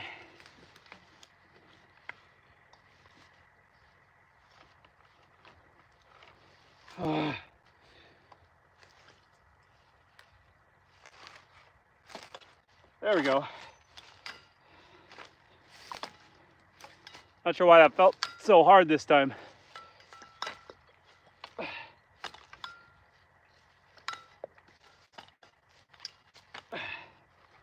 Okay. And then we gotta take this guy off. And the old Hark-Tua. The old Hark-Tua. I gotta spit on that thing.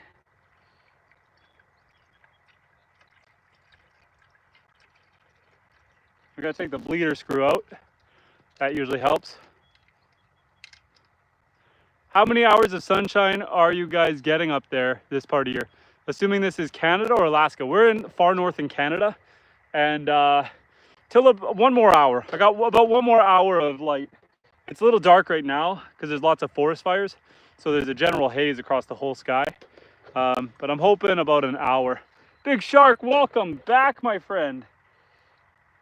Another day, another stream, and this coming weekend is butcher weekend. So I will be butchering, what am I butchering? I think I'm butchering roosters this weekend. I think that's the plan.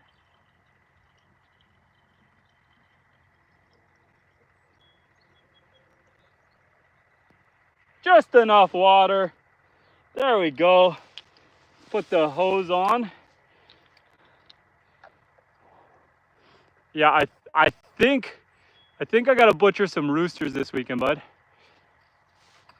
I've got too many. Okay. Now, you gotta plug the generator in, or the thingamabobber into the doohickey-majigger. Okay. Let's just set these down over here. Oh. So, the first half of the stream was replacing the pull start on this guy. I still haven't put it fully back together because it was raining and I didn't think I was gonna need it. But I think it's back together enough. Come on, there we go. So we're gonna take the lid off, we'll set that aside. We'll start this. It helps if you turn the key on, even though it doesn't key start. Bear with me.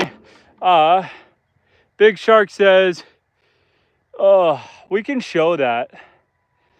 Big Shark has a problem with homesteading. What do you guys think? Am I hatred incarnate? Because I raise animals, I take good care of them, but I raise them for food and then I eat them. Not all of them. I have breeders that I keep for years. And like the goats, all the female goats we keep for milk. I don't eat any of the females. In fact, across the whole farm, female animals across the board are the most useful. So shout out to the ladies out there. Oh, come on, girl. Yes, start for me. 300 pulls later. I got it to run earlier. We're gonna get you to run again.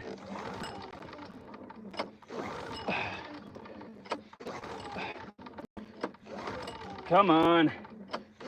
Oh, I love pull starts. EcoFlow. You're not supposed to work with EcoFlow.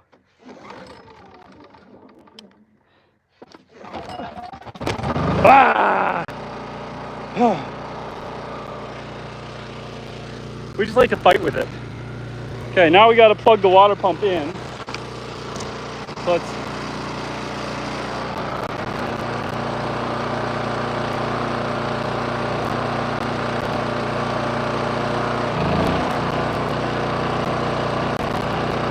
And once the water comes spitting out of there like a fountain, right there. Now we know it's primed, and now we got to get wet. Oh, we can turn it off for a second. So we turn that off now that we know it's primed. Wait for it to stop spitting. Slam the plug in there. Bleeder screw. Turn her back on. And now we got water, boys. We can water the garden. You guys want to know what I did? So, this board down here,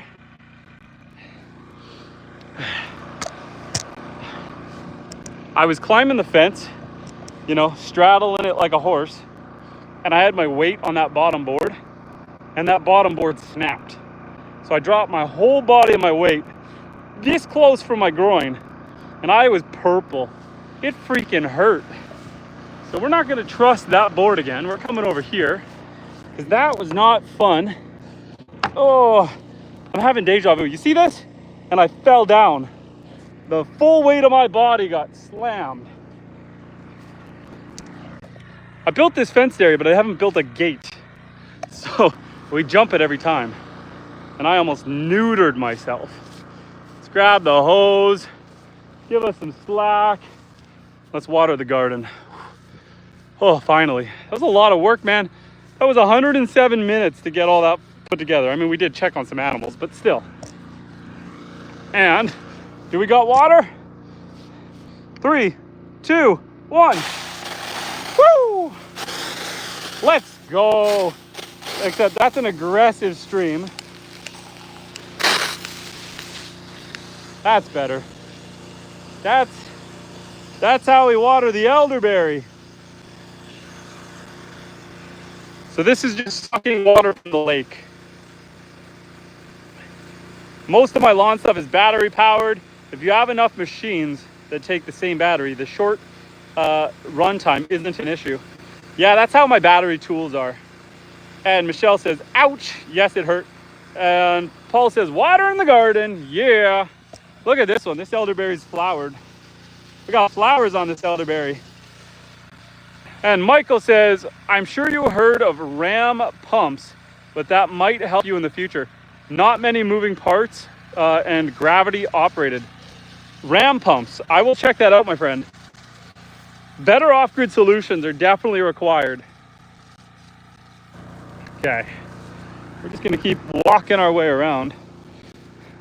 I think I'm sucking, I might be sucking dirt because this thing is stalling out on me here. Oh boy, oh boy. Good thing I tightened it to oblivion. I do have a little screen on the end of the hose, but I might still be sucking in some algae or dirt, or do I just have a pinch line somewhere? Because we were looking good, but I wonder if I got a kink in a line somewhere. I either have a kink, which it doesn't look like it. So that only means that maybe I got some dirt built up in here. But I cranked this thing on with the force of Thor. So I don't know if I can get this off.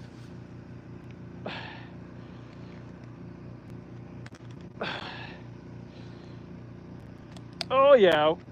Okay, here we go. Oh boy, this is gonna get messy. I'm getting sprayed. I'm gonna turn away from the camera for a second.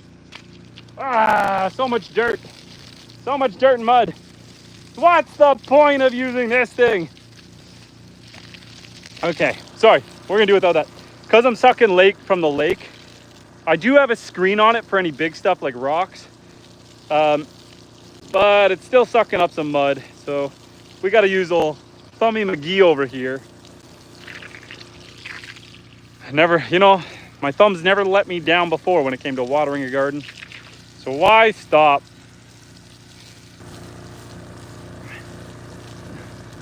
And could wifey get the garden watered and do all that?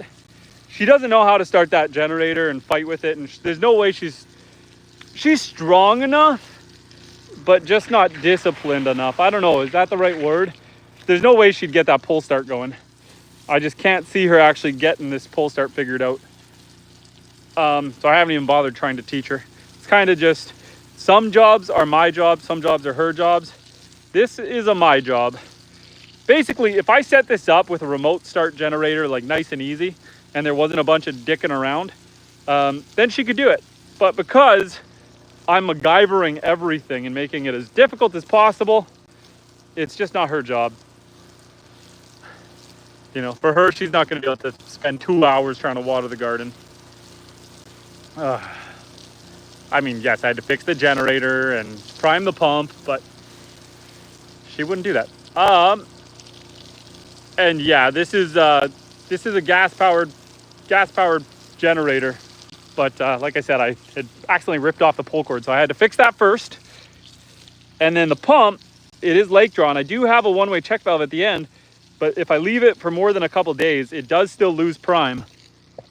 And you end up having to run some water from the lake into the hose to reprime it. And elderberry, that reminds me of Monty Python and the Holy Grail. I have to rewatch that movie because I have no idea where they mention elderberry in that movie. The chickens remind me of Monty Python, and every time I hurt myself, it's just a flesh wound. That's for sure. And Paul says, think you could pull start me into a moderator? Paul, don't mess with things, but yes. Add as a moderator, Paul. Paul, I did tell you, I told you, I said, you come hang out with me for another stream and we will give you the power.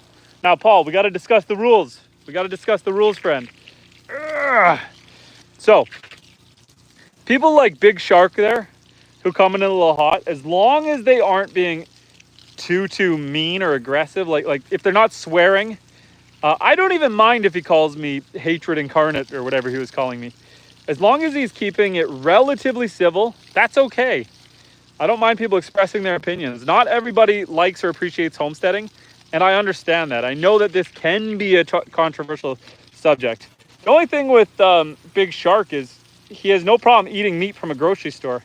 So it's like, you know, me raising and harvesting my own animals. And like, I'm raising them on, I got, right now, I'm at 1 cow. She's pregnant. Good for her. But I'm at 1 cow, gonna be up to 3 cows this fall, and like 10 goats, handful of chickens, ducks. I got them on 30 acres. So they've got more land than they know what to do with. I have to force them to go into the far field. Like if I just left it up to them, they would just hang out by the house all day. And so they got a good life. They got it really good. Blackout, welcome back, man. How you doing, buddy? And so Paul, the only thing is you'll get kids in here who will drop the N-word, you know, just because they think they're hilarious. I ban those guys. They gotta go, because I don't stand for racism. I mean, I don't mind if people chirp me. If people are like, yo, you white supremacist, go die. It's like, okay, inappropriate, but whatever. But when people start, you know, being racist towards other people, that doesn't fly.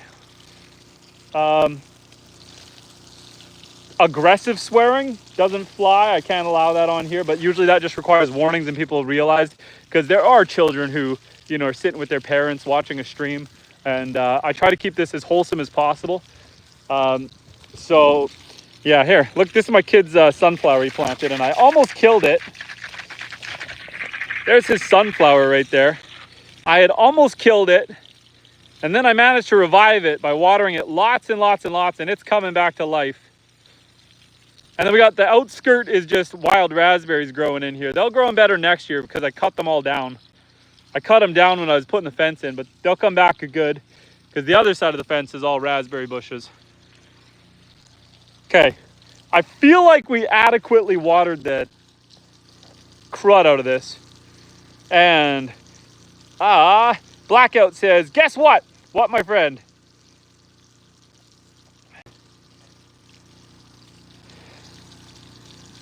And Rajat says, just kidding, just have ha. Sorry, but I have no idea what you meant to say there. But I tried, I put in a solid effort. I don't know what this wild plant is, but a bunch of flowers on it. I don't know what it is. I have no idea. But we're gonna water it, because why not? And Blackout says, I start college in August. Blackout, what you taking, buddy? What program are you going in? I need to know. What program are you going in? Okay, this feels adequately watered. Look at our elderberry.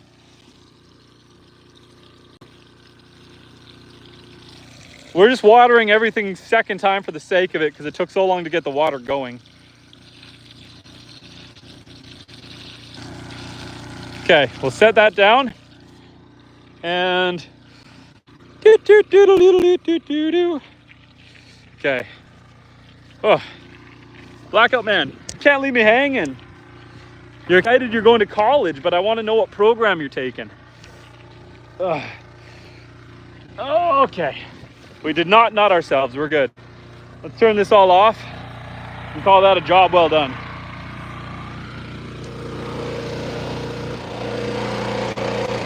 Oh.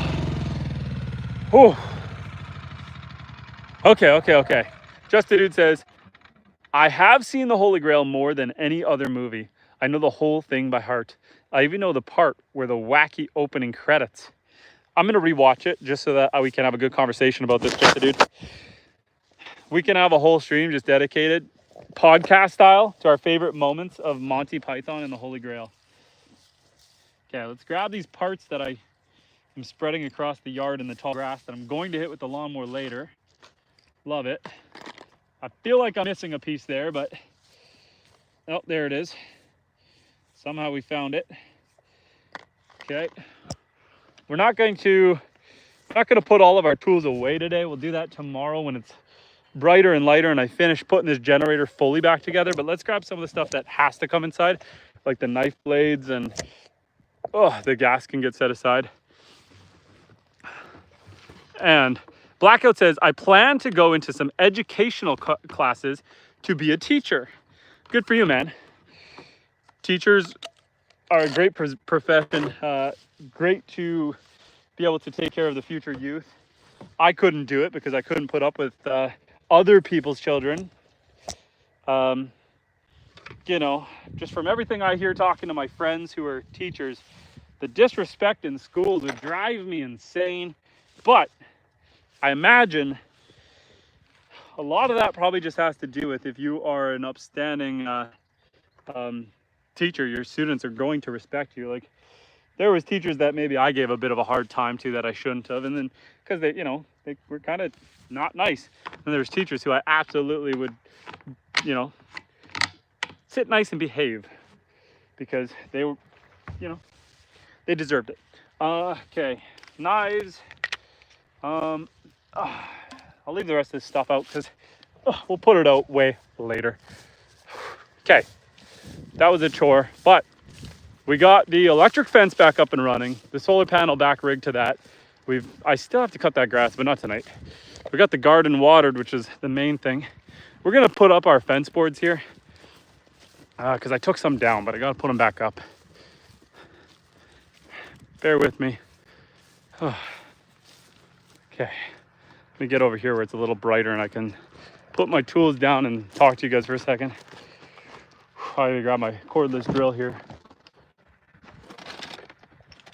Okay, try to sit here and not get eaten alive too badly. We don't need to make this look pretty, we just need to get it done. So let me catch up with what I missed just there. TLCB says, homesteading is great and wonderful life for those who do it. There are always jealous haters out there and such comments display just how uneducated regarding life they actually are. We're talking about big shark over there. And Just a Dude says, what hunting seasons are open there right now? Right now, you're not allowed to hunt anything where I live. No hunting. That's a zero. Everything is closed. You can't start hunting up here until mid-September. Mid-September. And Blackout says, I want to be like an elementary school teacher, not a high school for now. Good call, man. Good call. Well, good for you. That's exciting. And Just a Dude says, buffering some, but we can see you now. Okay, yeah. I ran out of data. And so on my plan, I've got like 50 megabytes of high speed data. And then it goes down to whatever this is. Let's just put these boards up quick. And we'll go to the house and we'll turn the Wi-Fi on. We'll go hang out by the Starlink.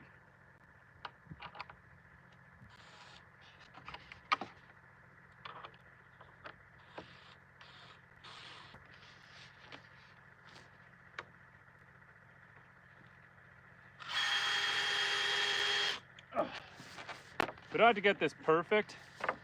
Oh boy, we gotta do better than that. I just want this back up so the goats and stuff don't try to go in here.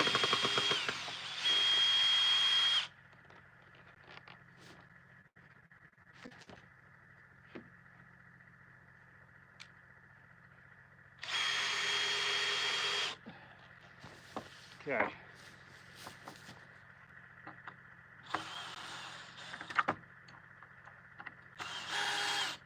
Come on.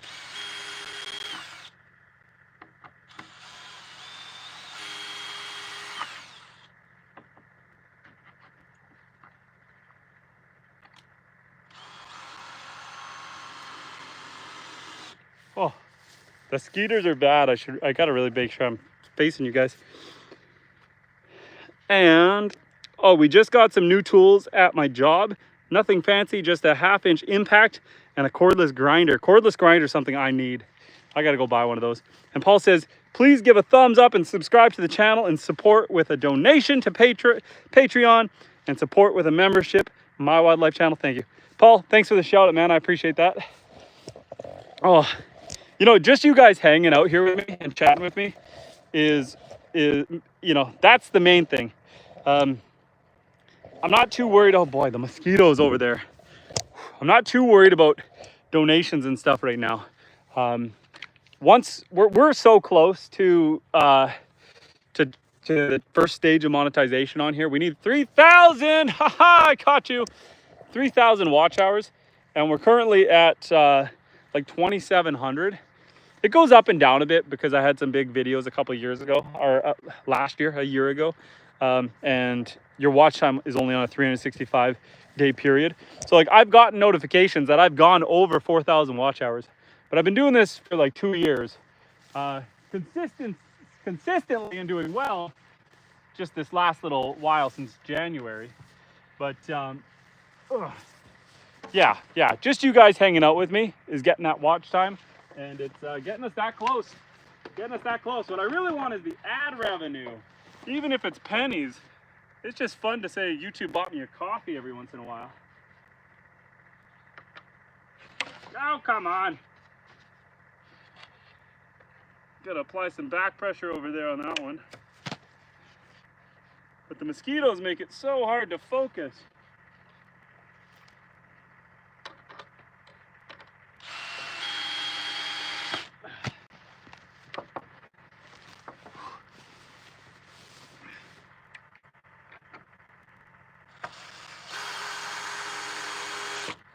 Oh, okay, we're so close. One more board, guys. I just gotta do one more board here. One more board, and then we can go closer to the house.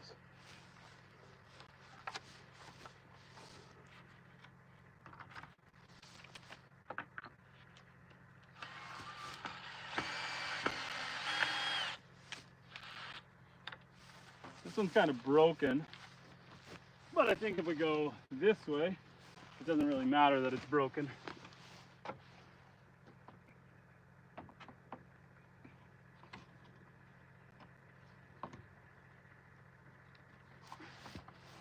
we're just gonna slam this one in like this.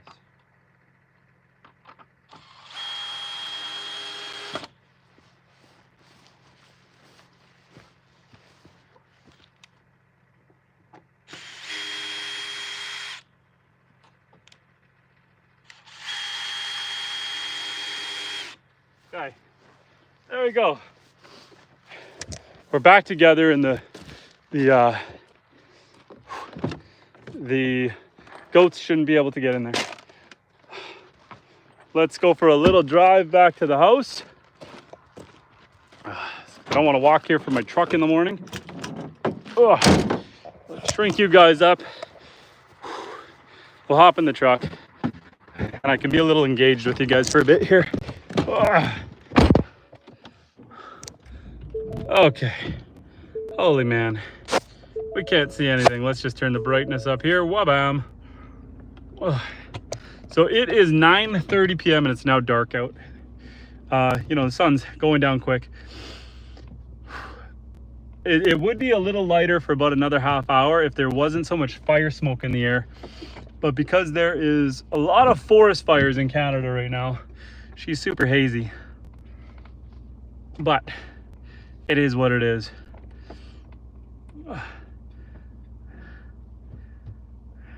And Just the Dude says we had a severe tool shortage. We needed them.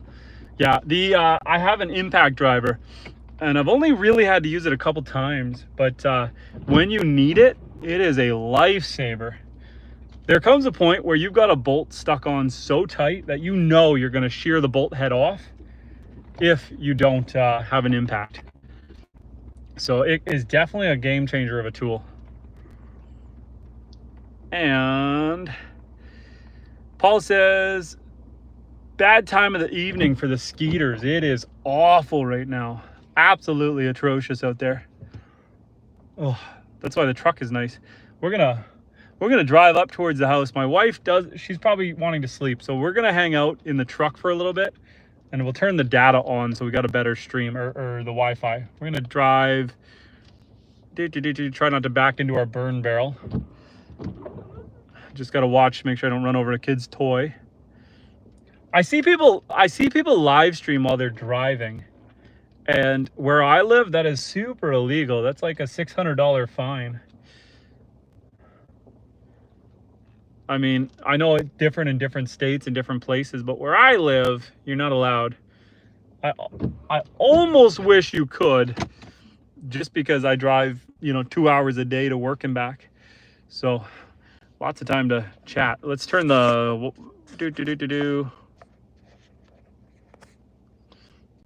Okay, if I lose you guys, jump on back. I'm switching us over to Starlink. So sometimes when I switch back and forth, I drop everyone. So I'm hoping I didn't drop you guys, but I'm hoping the quality of the stream is better or just as good. Gary the Snail says, have a good night. Have a good, safe night, my friend. Gary, take care, man. Thanks for stopping by. And Paul says, we have that here in Michigan, Upper Peninsula, around 2. Also smoke haze. Yeah, it's been super smoky. Just the Dude says, Arizona is on fire, but the sky in New Mexico are clear so far. That's good. Where we are, it's been bad. It's been bad. Some days it's kind of hard to see. Like, it's really bad.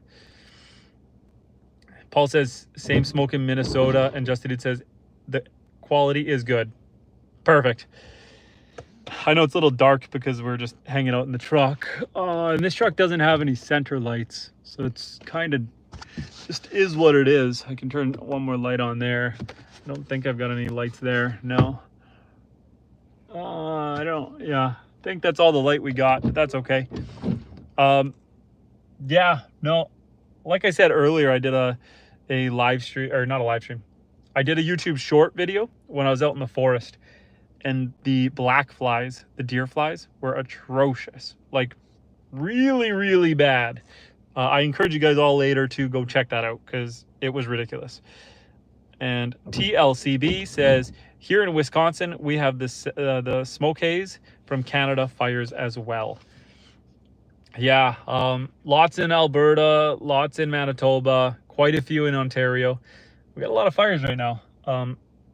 Fun fact, I was listening to the Joe Rogan and Paul Stamets podcast, and they were saying how morels are found in burn areas much more. Apparently morels are found everywhere. I've only found them in previous burns. I didn't realize they were everywhere.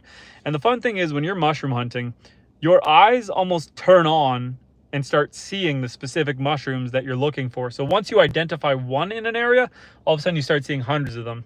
So morels, I generally have only ever looked for in burn areas. So I bet you I've walked past thousands of them and just not noticed because I wasn't looking for them because I wasn't in a burn. But he was saying that one of the good things about them showing up in a burn is they're very aromatic. They attract a lot of birds. Birds carry seeds in their poop. And when they poop, they refertilize the land and the forest comes back faster. So morels save the forest after a forest fire. Kind of a fun fact. Matthew says, here in Quebec, Canada, we are good. Good. I think you guys had it bad last year. I think you guys got a lot of fires last year. But yeah. I was gonna go mushroom hunting. I saw a few russula mushrooms, which indicates to me that there's probably boletes around, which are all pretty well all edible. A bolete mushroom is really good to know about in a survival situation. A bolete mushroom has a round top, like a sponge on the underside, and then a thicker stalk. Unless the bolete is red on the top, red under the other side, and red stalk, every other variety is basically edible. You know, they just taste like a normal mushroom. They're nothing too fancy. They tend to get a lot of worms in them, so you want to pick them smaller. When I say worms, they're little white worms that, you know, they get into a lot of mushrooms. You got to check when you cut them. Don't just fry them up, but I'm sure they're harmless if you do eat them. But yeah, pretty well all the bolete family is almost all edible. So if you're ever in a survival situation, Google a bolete mushroom, learn what they look like, because they can get you out of a pinch. Just a Dude says, funny thing about mushrooms is the split from green vegetables before they split with mammals. So when you get a meaty mushroom, it's because it's actually a kind of meat. That is interesting. I have heard that we are closer in DNA to mushrooms than, you know, apes. Paul says, morels are done in my area about June. Yeah, I think they're done around, well, any time now here. Where we are, it's a little colder, so there's a little bit of a later start. And TLCB says, do you have a pheasant back mushroom there? Yes, we do. I haven't harvested pheasant back myself. I know what it looks like because it looks like, you know, a partridge. It looks like a partridge. I haven't harvested any myself, but I have seen it. The main ones I go after right now are morels, chanterelles, puffballs, lobster mushrooms, and are there any boletes, of course. So those are kind of the main ones I go after right now, but I'm always trying to learn more. I think the mushroom world is fascinating, and there's so many edible mushrooms out there. I have a ton of Amanita muscaria that grows on my property, and that is a legal psychoactive mushroom. I am sober and I don't drink, I don't do drugs, so I don't partake in Amanita muscaria, but I have thousands of them that grow on my property. I just think it's really cool that I have it, but I don't consume it. But apparently when you consume Amanita muscaria properly and safely, it has a more alcohol effect than a psilocybin mushroom. We also have psilocybin mushrooms on the property, but that's just because we have cows. And when you're bringing in hay from other fields, the psilocybin spores are in that hay. The cows eat it, they poop it out, and mushrooms grow out of their poop. Fun fact. Freshly Wild says, the mycelium network, fascinating, and so are octopuses. I'm not sure where we're drawing the connection between a mushroom and an octopus, but I love it. And Just a Dude says, have you heard the stoned ape theory? I have. So the stoned ape theory being, correct me if I'm wrong, that there's a theory that the primates were eating mushrooms. So they're flipping over cow patties, eating mushrooms. they were microdosing on psychedelic mushrooms, which was giving them enhanced peripheral vision, better hand-eye coordinator, and more acuteness when it came to hunting and survival. That helped them thrive, eventually developing hand-eye coordination with tools, and eventually over millions of years evolving into modern humans. Did I basically get the stoned ape theory correct, Just a Dude? Is that kind of the gist of it? I don't know if I agree or disagree with it. I mean, you also have the whole like aliens seeding life on Earth theory, and maybe that's one and the same theory. I don't know. You also have God creating him Adam and Eve, and maybe that was the distinction between primates and Homo sapiens. I don't want to get too crazy into it, but yeah, there's a lot of cool theories about how did we as a animal species get so far advanced intellectually, as far as our consciousness goes, than other animals. I think a lot of other animals are interesting and smart. I was listening to a podcast today where they were talking about how there's a new research coming out that AI is maybe developing language with cats. I don't know if this is true or not. I mean, how do you prove that that's true? But apparently it's able to understand what cats are saying to some level. I don't know. But, you know, it's a weird world out there. I think that you have to maintain in your own brain, in your own mind, that we are put on this earth to live, harmonize with nature, but to live. And if you go down the rabbit holes of animals having consciousness and feelings, and then you can easily find yourself all the way down to plants having consciousness and feelings, you're just going to have to starve to death and die. So, you know, you just got to sit there and remember that we are an animal. We are on the top of the food chain, but we have to just respect life, take care of life, and be humane. So, that's what I do. I try to raise the animals, like even the animals that I know I'm going to be eating. I'm out there petting the chickens. I'm out there, holding them and going in with them and making sure they got clean access to water and food. But I plan to eat them. Now, maybe if the chicken could look at me and say, bro, you're my buddy. Don't do this, man. Don't do it. We're friends. Maybe I wouldn't want to eat them anymore. So I'd rather not talk to chickens. That's the moral of the story. I'd rather not learn their language. And Just a Dude says, I don't think cat translation is really possible. Cats communicate, obviously, but they don't have a one-to-one language as we understand it. I think all animals can communicate to some level together. When one goat starts bawling, the others come check out what's going on. They understand the... freeze camp happens. What's freeze camp? But I think animals can understand each other to some level. But, Just a Dude says, dolphins and whales, maybe, but cats don't speak to each other in full sentences.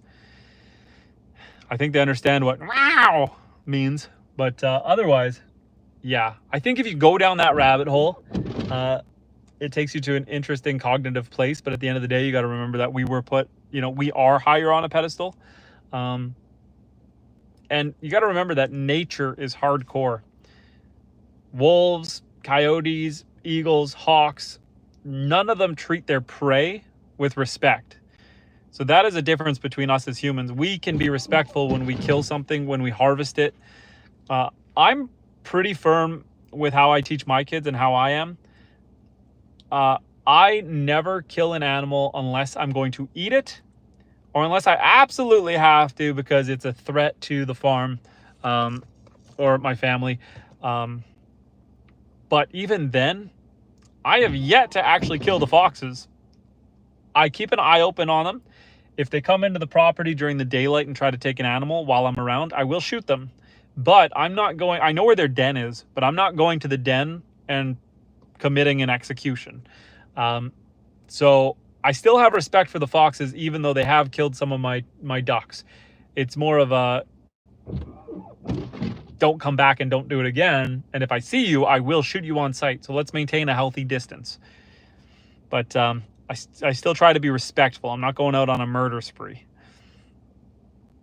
And Blackout says, it would be creepy if chickens could talk. And Paul says, freezer camp where the harvest goes.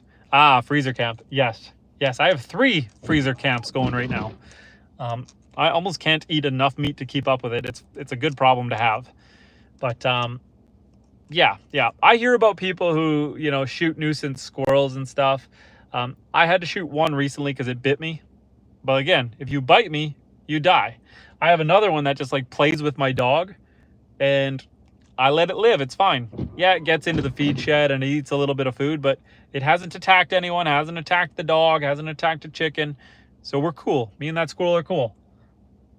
The other one, he bit me. Like out of nowhere. I opened the feed shed door and he jumped out and got me in the leg. Drew blood. It was awful. So yeah, I hunted him down. Otherwise, I have a respectful relationship with the animals, even the pests. You know, I don't even have mouse traps in my feed shed. I know that there are mice in the feed shed, but they're just picking up the scraps. They're just cleaning up what's on the floor. They're just doing their thing too. Eventually the snakes are going to get them. So let them do their thing. So yeah. I have no problem with hunting an animal for food. Last fall, I shot 2 deer out of the field, countless partridge, wild hares, but I'll only shoot something if I plan to eat it, like I said, unless it's a threat. Even then, I'm reluctant. So I think that's a healthy boundary. I think that's a healthy way to teach my kids. And anyone have any thoughts, feelings? Just a Dude says, I have a black widow living in a valve box at work, and I leave her be. I don't have to stick my hand in there, though I have a long water key for reaching in there. I have heard that black widows, people have them as pets. They can actually make pretty good pets. Again, you don't want to be bit by one, but generally they don't want to bite you. But again, yeah, it's like petting a lion. Maybe in the moment it doesn't want to bite you, but maybe still don't go put your hand near a lion's mouth. So, you know, I agree with you. You don't have to kill the black widow, but maybe just don't go put your hand in there. Yeah. Anyone else have anything they want to ask or talk about before we end this? Blackout says, if I see a spider, I am out of there. I'm not going to lie. If it's been really dry for a while, I might step on the odd spider, try to encourage it to rain. Anyone is that a local thing for me? People used to always say, you know, don't step on spiders. You're going to make it rain. I think that's a play off of, you know, down the water spout. But anyone else say that? Is that just a thing up here? Or does anyone else say if you step on spiders, you're going to make it rain? I don't know if that's just an us thing up here in northern Canada.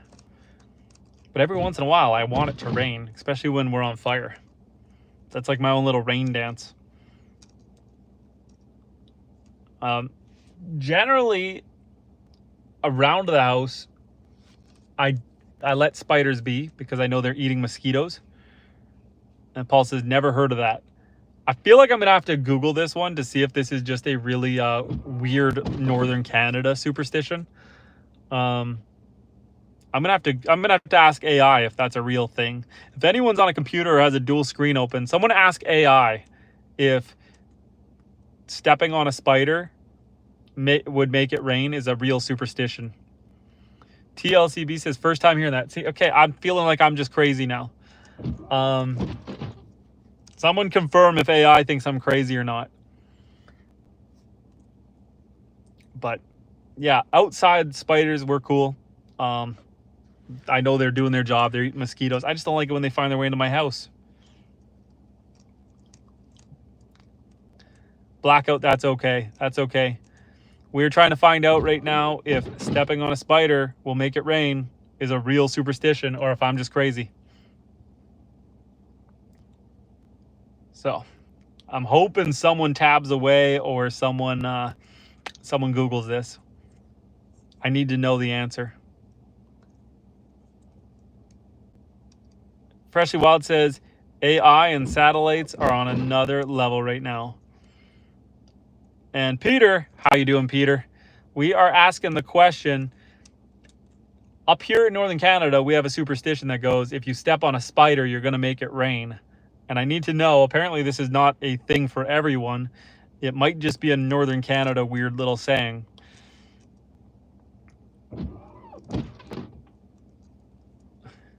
So far, I don't have an answer. I'm just hoping someone's looking. I'm hoping someone's got their Google out. Otherwise, did everyone else have a good day? I was, so we repaired the pull start on the generator, put her mostly back together, swapped out a few fittings on the water line, got the garden watered up, put a few of the fence boards back up. We also boosted the battery for the electric fence, got that up and running, so that's good. I still have to walk around with the weed whacker. Maybe that'll be a tomorrow thing, and cut the grass around the bottom wire. That's why the solar panel normally can keep up with the draw of the electric fence, but because it was constantly shocking the grass, it was losing that charge. Otherwise, the charge kind of goes back to the battery, but it was losing that charge, and so it wasn't able to keep up. And Blackout says, if there is a chance of snow, you have to flush ice cubes for it to happen. That's an interesting superstition. And Paul says, it is just a superstition culture belief. I just Googled. So Google has heard of it, but it didn't specify the region where it comes from. Okay, so stepping on a spider, making it rain, is on Google. So I'm not crazy. I'm not crazy. That's good. Well, guys, any last questions, any concerns, anything you want to know about or talk about before I go?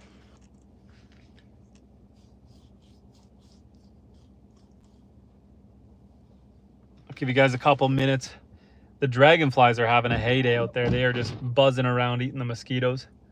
There's not too many this year, but I see them going to work. And same with the moths. I see some moths out there. It looks like they're scooping up some mosquitoes.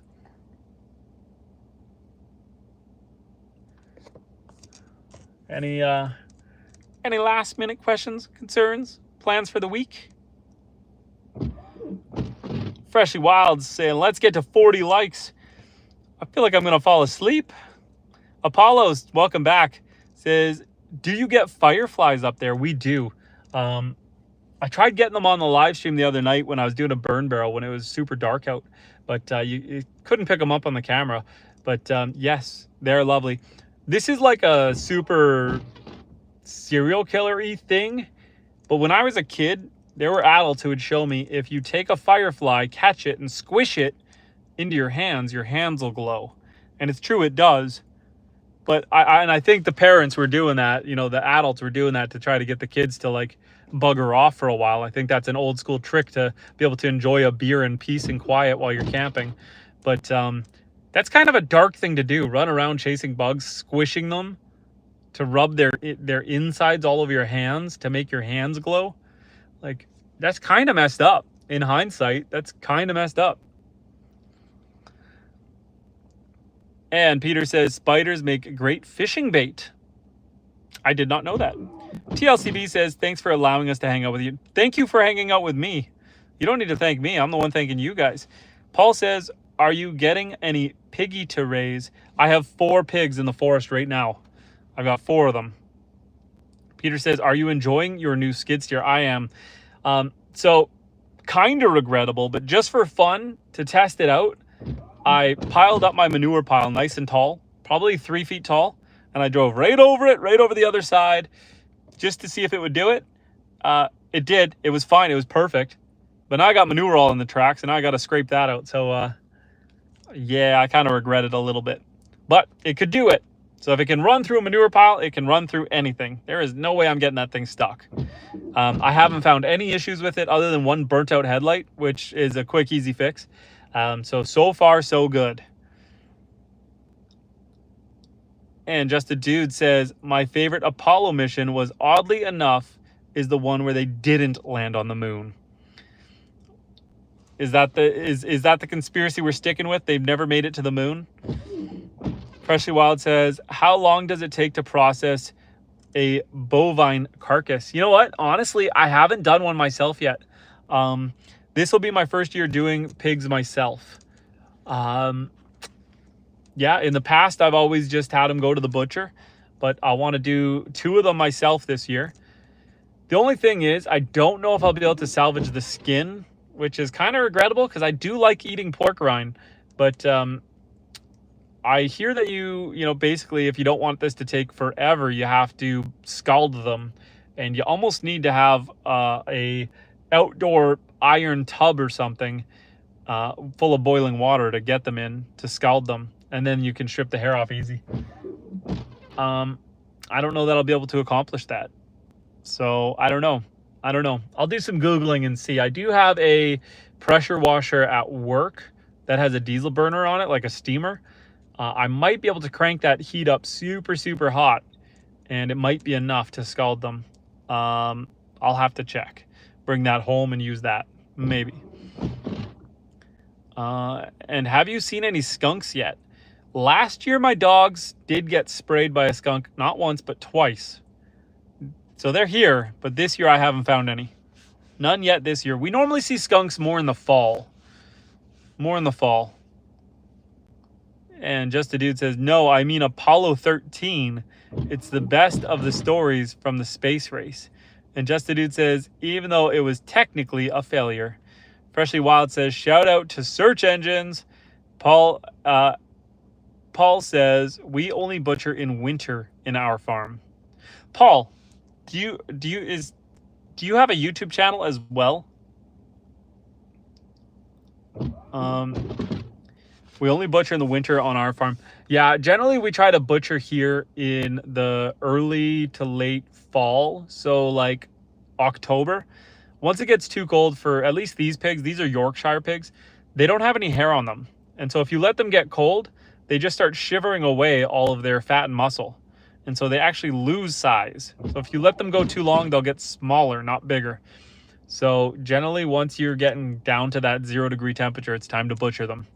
Basically, once the bugs go away. Once there's no more bugs, it's time to do the business.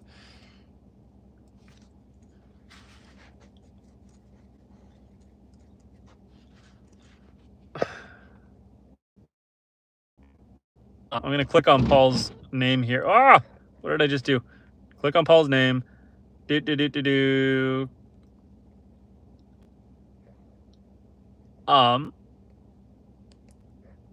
I see Paul has 242 subscribers. So I think that means he does have a channel. I will have to go check that out. Well, guys, I think it's time. Abby, I was just about to say I was about to leave, but then here Abby comes in and Apollos comes in. We did a full backyard pig roast once. It was a lot of work. Was it a full-size pig or was it a piglet? How big was the pig? And Abby, I see you there. Paul says, yes, small channel, trying to grow it. Paul, I will come check you out and I will subscribe. I always love meeting other YouTubers. Speaking of which, guys, if you haven't already, go check out Apollo and Layla. Steven here has 2 amazing dogs plus a third. Is it Tucker? Is the other dog Tucker? So we got Apollo and Layla and Tucker. And yeah, it's a lot of fun. He does a lot of live streams and a lot of different videos with his dogs. Abby says, have a good night. And Apollo says, lamb is tastier though. And Apollo says, it was like 50 pounds or something. Party for a lot of people. Okay, my pigs currently are about 150 pounds a piece. Maybe even closer to 170 pounds a piece. Mine are big. I don't think I can roast those over an open fire.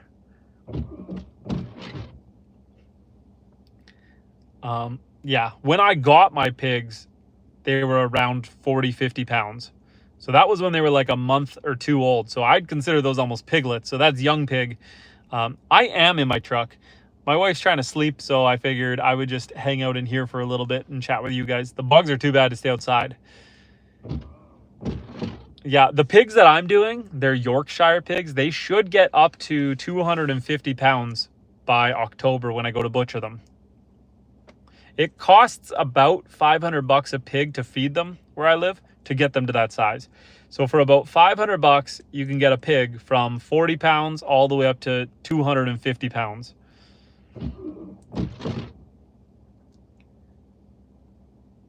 And Just a Dude says, I bought some bug repellent today. I have some in the house, so I sprayed some too, but I do need to check out that whole mint extract. I'm all about natural remedies, and so if I can find something more natural than just spraying bug spray on me, I'll try it, even though it's probably not as effective. The bug spray worked until the rain washed most of it off, but while it was working, and that's kind of always the thing. I have some naturalist friends who've tried different essential oils, and like when we go on a hike or something, I'll have a can of normal bug spray with me, and sure enough, an hour into the hike, they're asking if I still have that can of bug spray. So you know, the chemicals kind of work in that situation. Just don't know how good it is for you. Generally, I try to tolerate the bugs. I don't usually use bug spray, but when you're trying to work on something, trying to fix something, you'll go insane if the bugs are just tearing you apart. So it is what it is. But on that note, guys, we are going to end the stream unless anyone has any last questions. If not, I'm going to say good night, guys, and we will chat again. Paul says, I live on the lake cooking my three... I live on the lake, cooking my 3 dogs and garden the wint summer on Lake Huron, living in different adventures. Go on Paul Ab Ventures. Paul, I hope I'm misreading that and you're not cooking your 3 dogs. Please don't cook your 3 dogs. TLCB says good night. Just a Dude says see you guys later. Have a good night, everyone. Paul, I know you're not eating your dogs. Have a good night, guys. Take care.